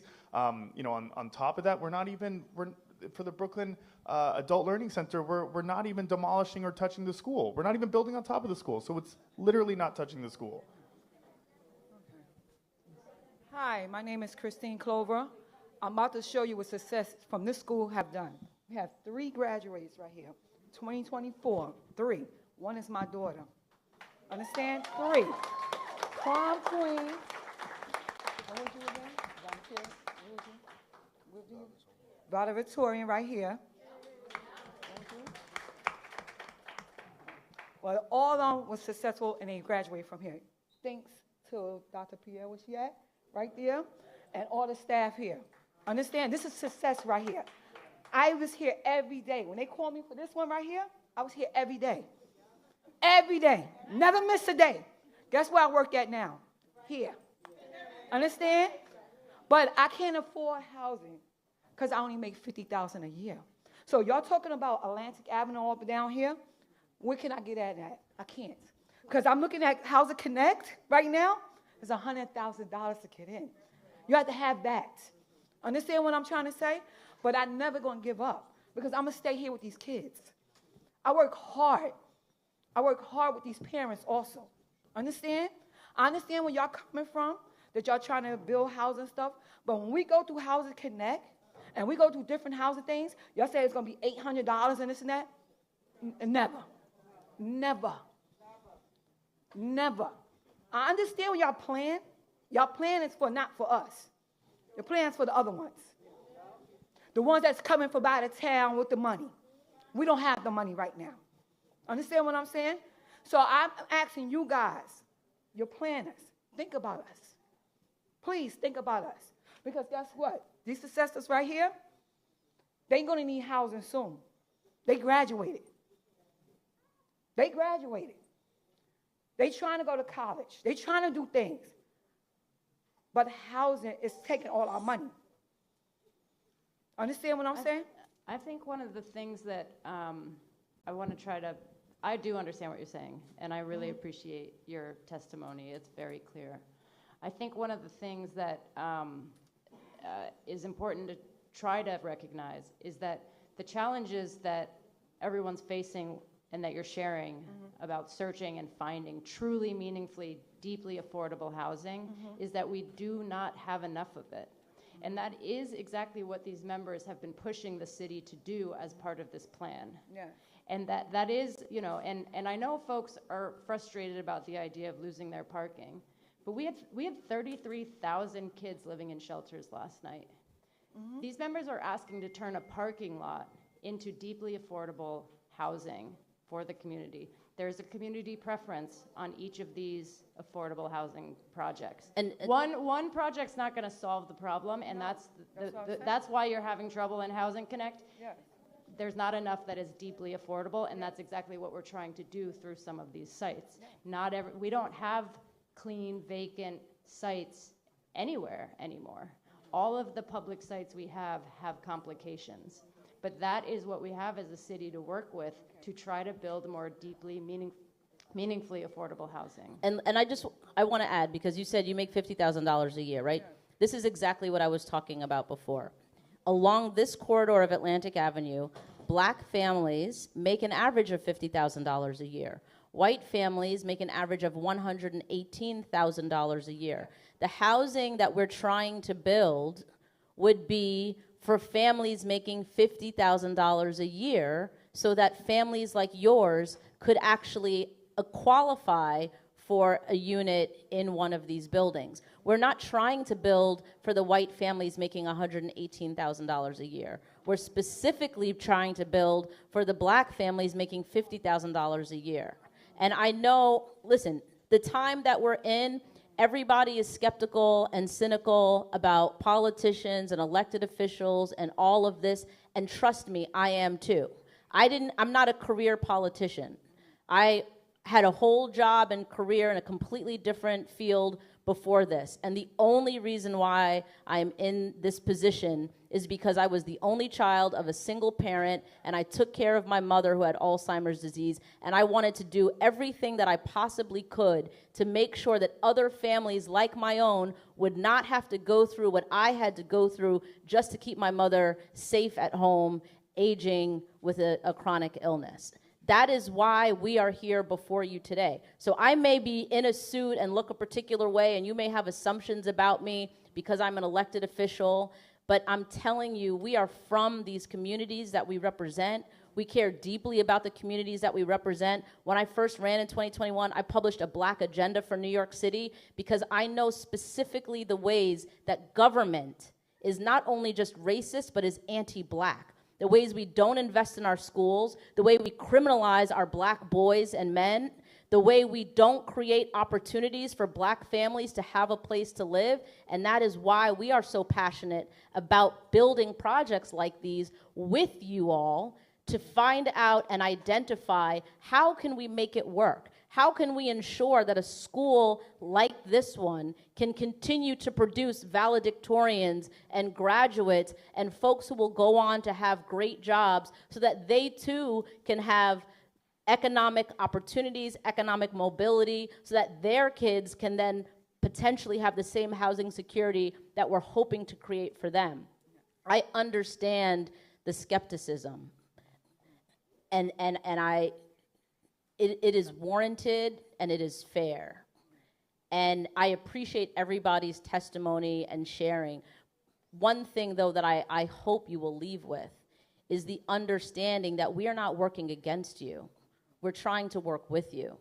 And if you give us an opportunity to be heard in the same way that we're giving you an opportunity to be heard, I know that we can create something great together. And it's not going to be today, it's not going to be tomorrow, it's not going to be in this moment. The buildings that we can hopefully put up are not going to solve the housing problem that kids today are looking for housing, but they're going to make a difference for the next generation, for the next valedictorian. And so what we're asking you today is to just give us an opportunity to be heard, to give us an opportunity to work with you, to collaborate with you, to envision a Brooklyn specifically and a New York City more broadly that works for all of us, and that specifically works for people who look like we do, because we've seen how it doesn't work for so many of us. That is the work that we're trying to do. And so I don't want you all to feel like we're coming in here trying to sprinkle dust and make something pretty that is not, and sell you on something that you don't want. Ultimately, this is the decision that we're all going to make together. And we want to hear, again, what the priorities are. Housing Connect, and I wish we could put our contact information up here. I have some cards in my pocket. I'm happy to give you my office number, my cell phone number, my email address, and so that everybody can actually get in touch with our offices. Because what I'm hearing also is that so many of you don't even know the work that we do every single day. We fight against landlords, predatory landlords. We have people running against us because and bigger entities going against people specifically like myself and Councilmember Osei because of the work that we're doing and because we speak as frankly as we do.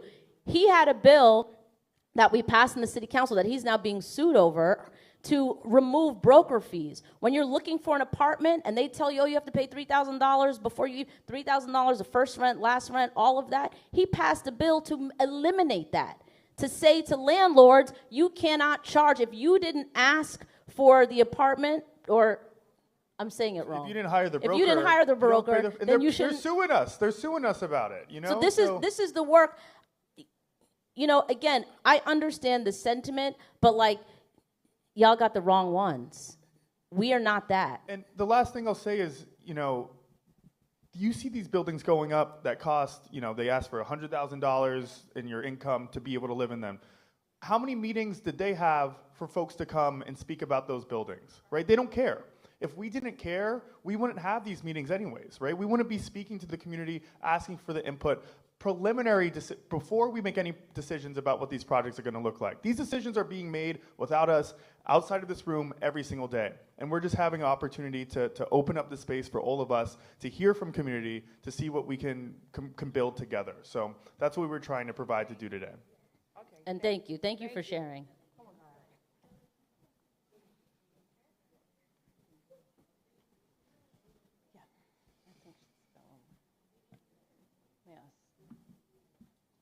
Good evening, everyone. I'm New York State Assembly Member Stephanie Zinnerman. I represent Bedford-Stuyvesant and Crown Heights and Northern Crown Heights in what we call the vibrant 56th District. My district runs from Nostrand Avenue to Ralph Avenue, and so that is why I'm here today. I want to thank Councilmember Osei and Crystal Huston for hosting tonight, for all the city officials who came out, and of course, our lovely principal for hosting us this evening. I want to thank all of you for your advocacy, really coming together today to voice your concerns. And I know this is a community conversation, and so someone asked, what are some of the suggestions? So one of the things that I would say is that in the next meeting that we actually call a community conversation, could we be in another setting so that we're actually all kind of on equal footing and looking each other in the eye, so that we can truly have a back and forth conversation. The other thing that I would say is, and you mentioned it about a feasibility study. People came with a lot of questions, and people come with questions when they don't know the information. And so they usually come expecting that they're going to get an answer, but when we're going through a process like this, you don't necessarily have all the answers. Mm-hmm. But a feasibility study of what's possible helps people understand where we're going from there, right? We have a really bad problem here in Bedford-Stuyvesant and Crown Heights because this used to be farmland, and there's an entire brook under our streets. And so if you're driving down Jefferson or Hancock Street, what do you notice? We're always repaving it because it's sinking, and that's because we have to do trench repair. It's $3 million for one block to do trench repair. Community Board 3 has been very active in trying to get that money to DOT to get to work, but it just hasn't happened yet. That's going to have impact if you are building up. There is a problem with Housing Connect. There is a problem with people who live in communities getting affordable housing in their communities, because now the community boards can't, they're capped at the amount of people from a particular neighborhood that can get the affordable housing. And so those are questions, they're not unsolvable. I'm saying if we could just take some of what was said today as concerns, figure out how we get some of those answers about how we're trying to ensure that we can have a truly affordable housing unit in the community where people who have been on the list for a very long time would actually have an opportunity to get there, and not the scammers who know how to say, well, only made this amount of money because I'm a freelancer, but they actually make, a lot more. All of those things are things that people experience. And so we just want to come with some more information so that we could deal with some of the concerns. And then let's play. I love building things. I'm building 2 things right now.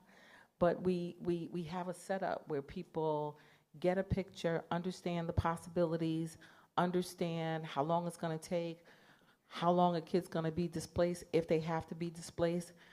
One of my neighbors asked a very good question. What about other neighborhoods? Now, if you think about Bedford-Stuyvesant and Crown Heights, along Fulton Street, along Bedford Avenue, we've had a lot of development, right? I love my community board because they make sure that it's capped at a certain height, right? So we're not overrun, because big buildings need bigger sewers. We don't have bigger sewers.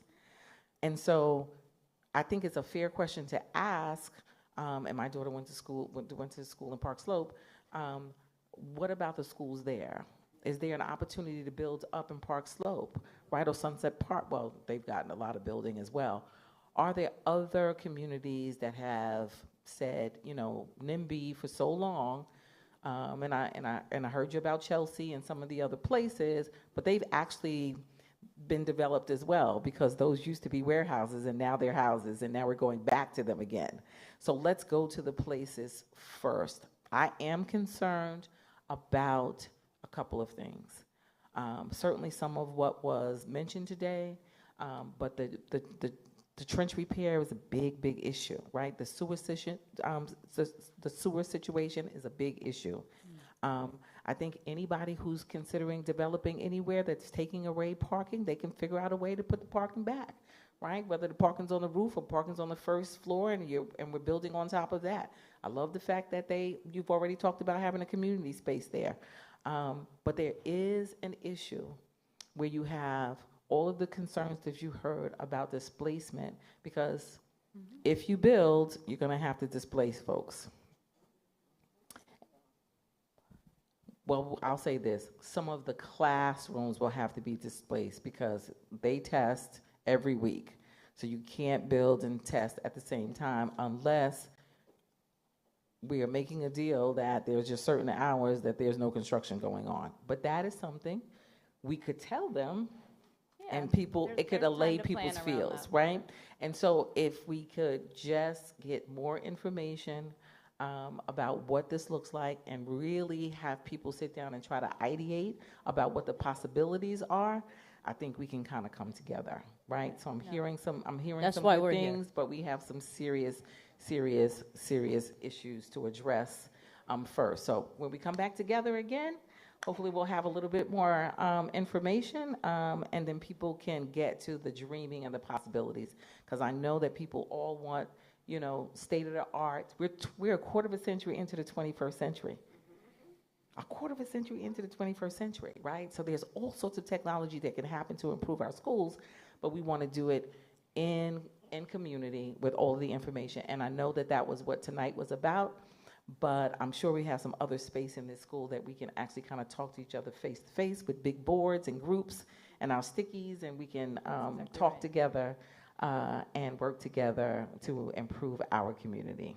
And thank you guys so much for your efforts, all right? Have a great night. And should all of these projects move forward, we would do exactly that. We're not at the stage yet where we would, where an environmental study would be warranted, but certainly once it might be, then we would cross that bridge when we get there. And we did fund the trench repair through my office, so we're just waiting on DOT to commence on that project. And what rezonings bring is investments for things like trench repairs and infrastructure upgrades, subway improvements, and all of that, so. Good afternoon, everyone. Good night. My name is Lorraine McKenzie. I'm a proud parent of, not parent, a student of, I'm a proud parent also of Brooklyn Adult Learning Center. Now, I do hear about using the parking lot that we have for affordable housing. Now, all my fellow classmates are sitting here. We're evening students. We do need parking. Because if you know Crown Heights, you know Bed-Stuy, you have to find parking on the street. Now, when you take away the parking lot, where do we park?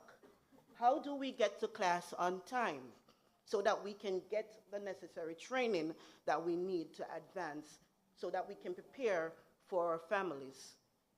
We can't afford to lose that parking lot because it's going to interfere with our learning, our lives. Also, with all that construction that's going to take place while you're building, when we're doing testing, with all that noise, because we do testing in the morning, with all that noise, how we're going to concentrate in order to get the license that we need to pursue our career? So we're asking, we're begging, please do not take away that space from us. Do you have anything in place when you build that building where us students can get parking? So that we can be in our class on time, so that even our teacher, that ensures, right now we have about 13 of us. We just recently passed our state test. Congratulations. As EKG technicians. So we do need that education in order to step forward to, if we don't have it, how are we gonna get money in our pockets to pay that affordable rent? Yes, we won't be able to do that. Our teacher won't be able to come to class on time because he do use the parking spot. So we are going to sit there waiting for him to get to class, an hour and a half, trying to search for parking because I do know what it is. I do know what it feels like, searching for parking on the streets and can't get it. You have to be driving around blocks and blocks and blocks in order to get parking. So we're begging, we're asking, please, leave it as is. As my mother would say, if it's not broken, don't fix it. I'm asking you, I'm begging you, please look into this. Consider us as students who want to advance in life, to take care of our families. And don't get me wrong, I do understand people need somewhere to live.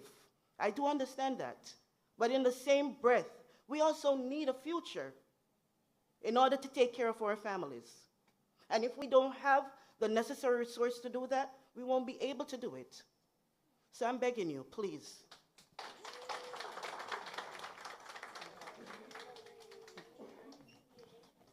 Hi, good evening. I don't have any questions. I just have something to say. So please do not inconvenience us black children because you want to build housing. If you want to build housing so bad, build it in your backyard or on top of your house. That's it. Thank you. I think one of the things, I'll say it for the sake of repetition since it's come up several times, and I recognize there's a lot of distrust hearing from government officials about these things. But if we were to redevelop this site, there would be a continuity of operations plan where there would be a new school and a plan for a new school along with that. Hold on, because I don't want to conflate this site and the other site. The bed-size site is not, there would be no new school. The school is remaining where it is in the existing landmarked building. What we could do is create a construction plan that addresses the testing needs that you all have so that construction is not operating during testing hours. And what we could also do, as we've discussed, is include parking in any future buildings. And so, I guess my question to you all, to the current students there, would be, would you be open to exploring that possibility if there was an option that includes parking and when construction wouldn't be happening during testing hours?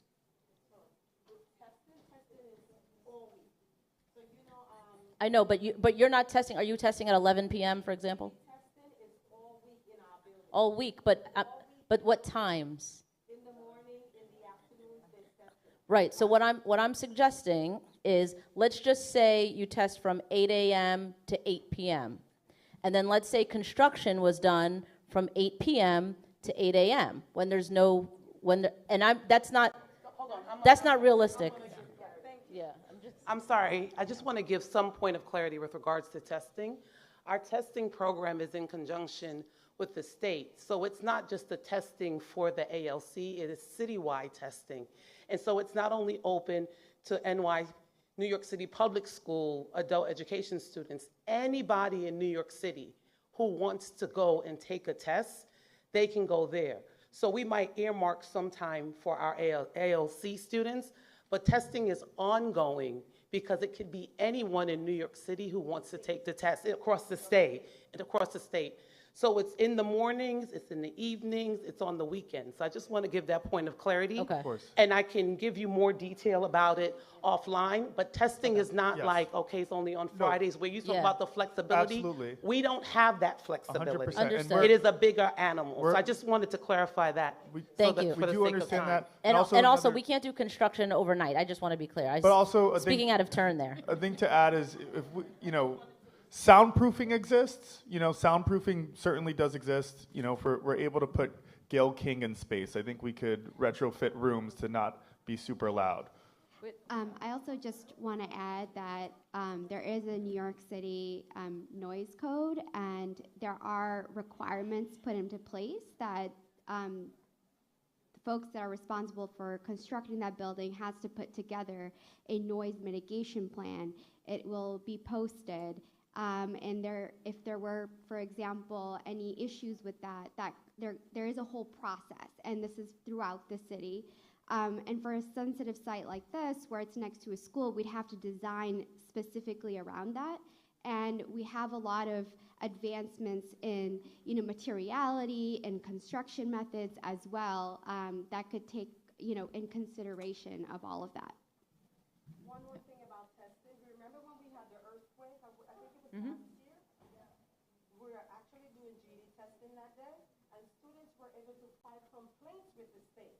That's right. Saying that the earthquake disrupted their test, so they did not do well on their test. So good luck with your construction. I don't know how you're going to get around that. Amen. They're not going to be able to test with construction. So I don't know how long this project is going to take. We're going to lose our GD testing. We serviced over 9,000 New Yorkers last year alone. So our school is actually a hub for GD testing. I don't know where I'm going to send my students to test. I'm the assessment coordinator at our site. And I can't even get my students to test in Manhattan. They want to test in Brooklyn at their site. No, we understand Yeah, that noise where they mitigation. feel comfortable and where they can do their best work. This is not going to work for us. We worked so hard to be able to be a testing center for our community. You can live in Yonkers and come and test at Brooklyn Adult Learning Center. These students, are you guys going somewhere else to test? No. There you go. Thank you. Understood, yeah. This is an issue we know we'd have to work through and address as part of this plan. Construction typically takes about 2 years for a project like this, just so you know. That's kind of the time period we'd be talking about. And we have started talking to the state about the procedures and about the regulations around this. So we fully acknowledge it's part of what needs to be mitigated and solved for. And really, I mean, we're all living in a bustling global city. If a private developer bought the property across the street and we weren't talking about a site that the city owned, this is something that they'd have to deal with in mitigating noise relative to the school as well. So it's not just about the parking lot. That could be happening all around the school as well. Hello, my name is Thomas Sisignano. Ziggy is my nickname. And I have a history in Brooklyn that I'd like to share with everyone because there were so many things today that was said that were right on point. I think I have a way of putting everything together so it can work out. I'll give you a little history of my life. I owned a nightclub when I was in my 20s in Manhattan. I started Brooklyn USA basketball 35 years ago. 18 players that started with me before they were 12 have gone on to the NBA. 1,246 kids have gone to college on scholarships. I've been in politics. I was in Mayor Beam's campaign, 1977. I worked for 2 speakers of the assembly, directly reported to them. I didn't have to go through anyone. I was 19 to 20 years old, 2 speakers. I was in Congressman Ed Townsend's first campaign when he first ran for office. And then he stayed for 30 years. So I've been in politics a long time. I've been in the streets. I came up under a guy named Sonny Carson. Some of you may know who Sonny is. And Sonny told me something a long time ago. I never forgot it.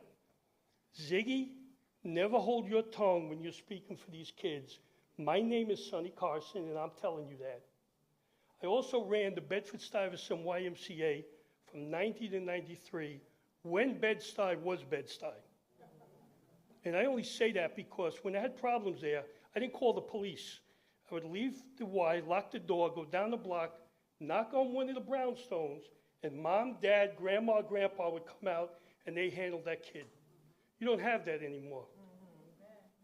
Now, I come from a different part of Brooklyn. I'm not from Bensonhurst, but I do relate to people that grew up in Bensonhurst.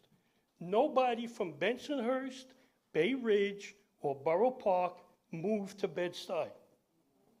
I'm going to tell you something else. I'm a Democrat, and I'm always going to be a Democrat, but not one Trumpster lives in Bed-Stuy.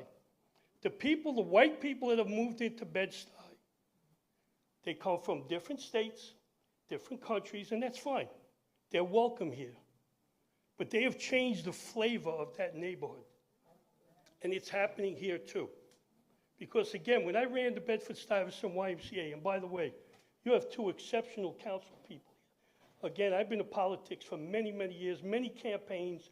Someone approached me about going against Councilman Chi. And Councilman, you don't know the language that I used the real Brooklyn language and told him where to go. Because Councilman Chi's grandfather, a Grammy Award-winning producer, took Councilman Chi's mom, and I used to give them the YMCA in the evenings, but she was 14 years old, and she worked out there in basketball. She was an outstanding basketball player. He was an outstanding man, raised a hell of a family, and that's the result of it. And I know your grandfather would be very proud today if he was with us, Councilman. So, Councilman Hudson. Uh-oh. No, you're okay. Well, I'm going to put you on the spot a little bit. Years ago, and there's a lot of promises made, and I'm not saying anyone here has promised anybody anything, because they're here really to work with us. But there's a armory in Crown Heights. And after the plans were made and they went forward, I seen the councilwoman, great councilwoman. She's now a commissioner in New York City, Lori Cumbo. I said, Lori, we don't need a gym or a community center. We have 8 million of them. They're called public schools. Give us the keys to the school. Fingerprinters, put cameras in, security. Let us keep the schools open at 12 o'clock at night. What you should have done in that armory was put light manufacturing in so the people who want to rent those affordable apartments will have a job so they can pay for the affordable apartments. It's very important that they go together. We need to speak more on jobs. We don't need a community center where the people are from Manhattan come in there running it for elite basketball players. And nobody has any more elite basketball players than me. And I've worked at this school now for 14 years. I brought Beyonce's mother in here, Beyonce's sister. I brought Jeffrey Wright, an Academy Award winner. His kid came here. We worked with the children in this school. So I say all of that to say this to you. There's a way to work things out, but I'm going to tell you, if you don't stand fast, you see what's next door? It's public housing. My mother lived in 2 years of her life. My grandfather came here when he was 12, became an accountant. He got very sick. They lost their house. They had to move into the Fort Greene at that time, and my mother was very proud to say it. Fort Greene projects, not houses, because that's where she lived. And they saved up our family's life by doing that. What do you think is next to go? These apartments, these projects here, they're built in the 60s, 50s, and 60s. They can't be repaired anymore. They're going to be torn down and built up. And what's going to happen? Look at Fort Greene, look at these projects, look over at all the projects, downtown areas. They're next. And they're going to tell you, oh, we're going to displace you, we'll move you over here, we're going to do this. Just look at what's happening at housing projects all over this borough. Look who's moving in, look who's taking the place of black people who have been pushed out of this city. You know, we used to be the #1 basketball place in the world because the schoolyards of New York City, a 12-year-old kid would go play against 16-year-olds for 5 hours, get beat up, knocked all over the place, then you go play 12-year-olds and you kill them. Today, you had a fight to get on the basketball court. Today, you just walk on the court. There's no one there because they moved the flavor out. People got pushed out. And I'm not saying anybody here is doing that. But I'm just saying, and I'm going to quote Malcolm X. This isn't Ziggy. I gave you Sonny Carson quote. Now I'm going to give you Malcolm X. The enemy of the black community is the white liberal. Understand that. Who's pushing you out of Bed-Stuy? Not Trump's people, not the Italian Jews or Irish people from Brooklyn. Other people that come in that pretend they're your friend. So be very careful when you're speaking. You all are 100% right. Councilwoman, you're fighting for more budget for the $35 billion that the Board of Ed has? $35 billion. Countries don't have $35 billion. Where's that money going to? I would look at that money first before I'd even ask for any more money. And again, I think you're a wonderful council person. I know you have basketball history, so you can relate to some of the things I'm saying. But understand, you have a real fight here. This school, these children in this school, the next stop for them, if they don't make it, is dead, the morgue, or jail. And by the way, I've been to jail 63 times. But I was never arrested. I used to play basketball against the inmates all over the state. I've been to Rikers Island 32 times. I've been upstate. I've been to Sing Sing, Otisville, Greenhaven, Eastern Correctional. I played against inmates. So I've been in prison. And just one little note, because they love to say this to us.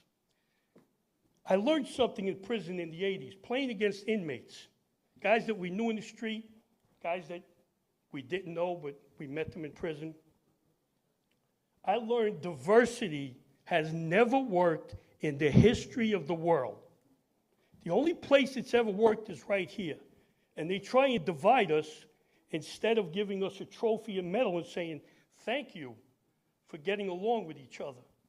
Because in jail, there's not Hispanics, there's Dominicans, Puerto Ricans, and Mexicans, and they are separated. There's blacks, black Muslims, white, and white supremacists. That's prison. I'm not talking about Rikers Island.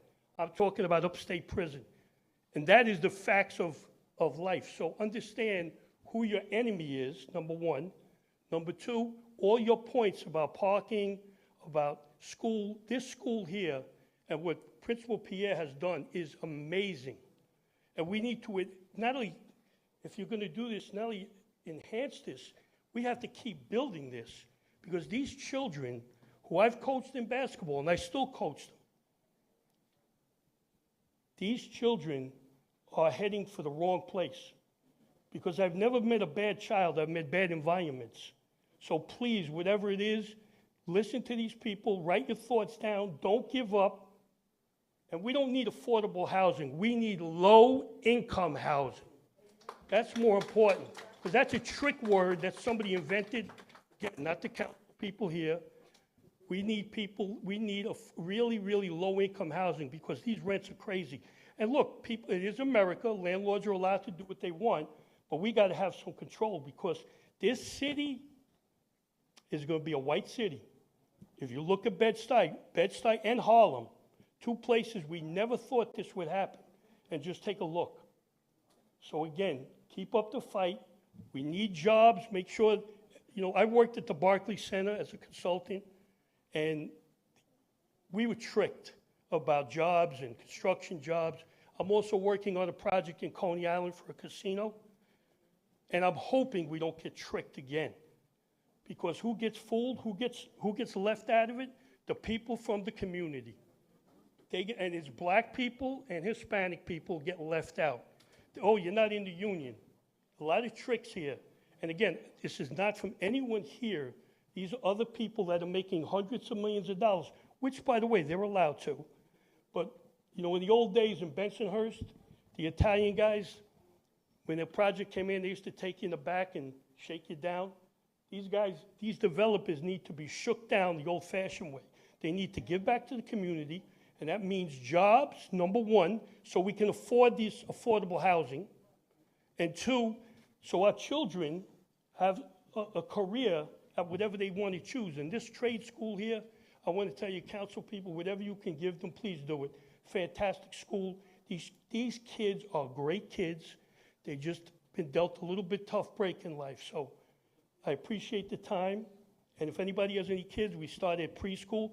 Councilwoman, it's your district. You're welcome to come here. I have called your office. I don't think they've given you a message, because I know you would have came. But we do have a program here. We have hundreds of kids from this community and all over Brooklyn. And again, it's called Brooklyn USA.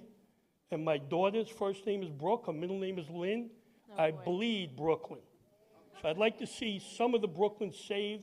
So if you can do that and accomplish your mission, that would be great. But this school has to be here and has to be taken care of.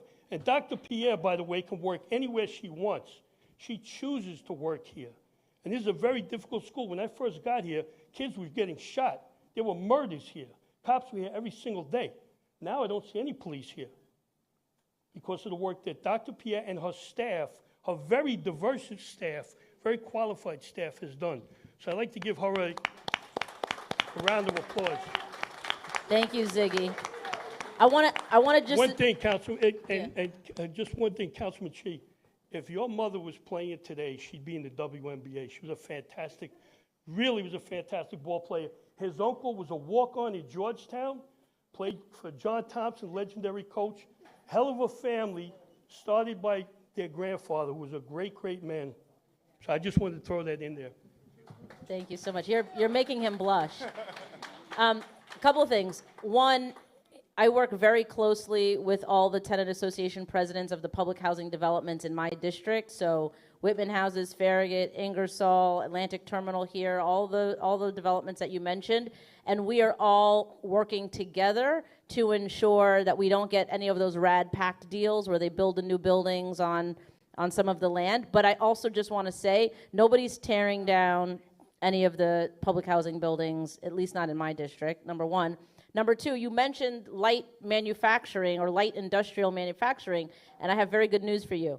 The plan that we're working on along Atlantic Avenue, it's called the Atlantic Avenue Mixed Use Plan, or AAMUP as we call it, is inclusive of light manufacturing opportunities, because what we're trying to do is create a community where people can both live and work in the same community, and that you don't have to leave your area to go work in Manhattan or the Bronx or deeper in Brooklyn or what have you. We want to create opportunities, workforce opportunities, and again, this is about this this site and the site in Bed-Stuy, so we didn't get into the details about the entirety of the Atlantic Avenue mixed-use plan, but we're looking for and hoping that the administration will work with us on securing investments in workforce development opportunities. We want to create green jobs. We specifically want to create job opportunities for people who don't have a traditional background or history. We want to create educational opportunities for them to be able to get those jobs. We want to create opportunities for those business owners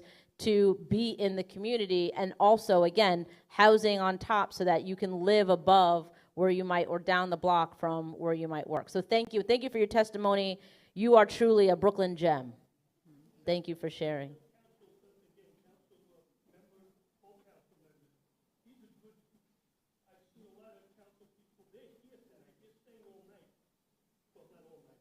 We'll be here as long as you'll have us.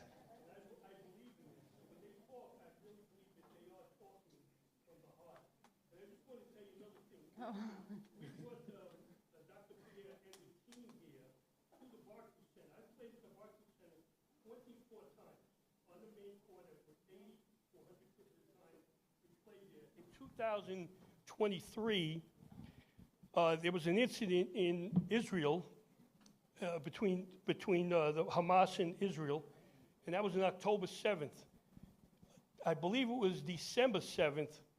I took 10 Palestinian kids and 10 Jewish kids, and I mixed them together, and we played a basketball game with Representative Goldman was there, Councilman Justin Brannon, Councilman Carnegie was the host. We did this in Queens when there was a problem with Asians and Hispanics. Did the same thing, mixed them together. Years ago in Brownsville, there was a gang war between 4 projects, and they wanted me to run a basketball tournament to compete against each other. I said, what are you, crazy? Take 3 kids from each project, put them on the same team. And all of a sudden, there was no problems because kids got together and worked together when you're on a team. And that's what I've seen in this school. This is teamwork at its best. I really can't emphasize all my years, and I've known Chancellor Steve Aiello, Billy Thompson. I go way back with Billy. When he was with Fred Richmond and we were with Ed Towns, he was the chief of staff, so we go way, way back. This is the most outstanding school. What they do here is incredible. And I really mean, you come in, this staff, these people, everybody, the way you get greeted, the way you get treated, fantastic.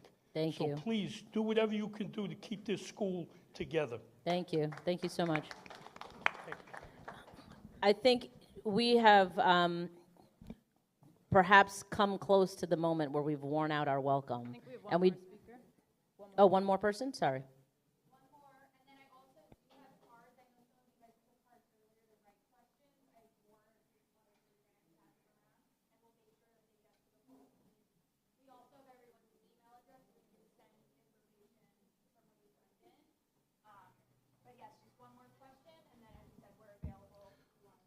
Good evening, everyone. Good evening. I'm Dr. French. I'm the instructor for the medical program at Brooklyn Adult Learning Center.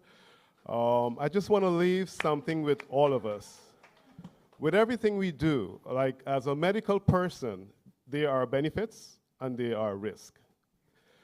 I'm in the building at School 8, Brooklyn Adult Learning Center, and have you ever thought about digging and building next to that building? What will happen to the building eventually?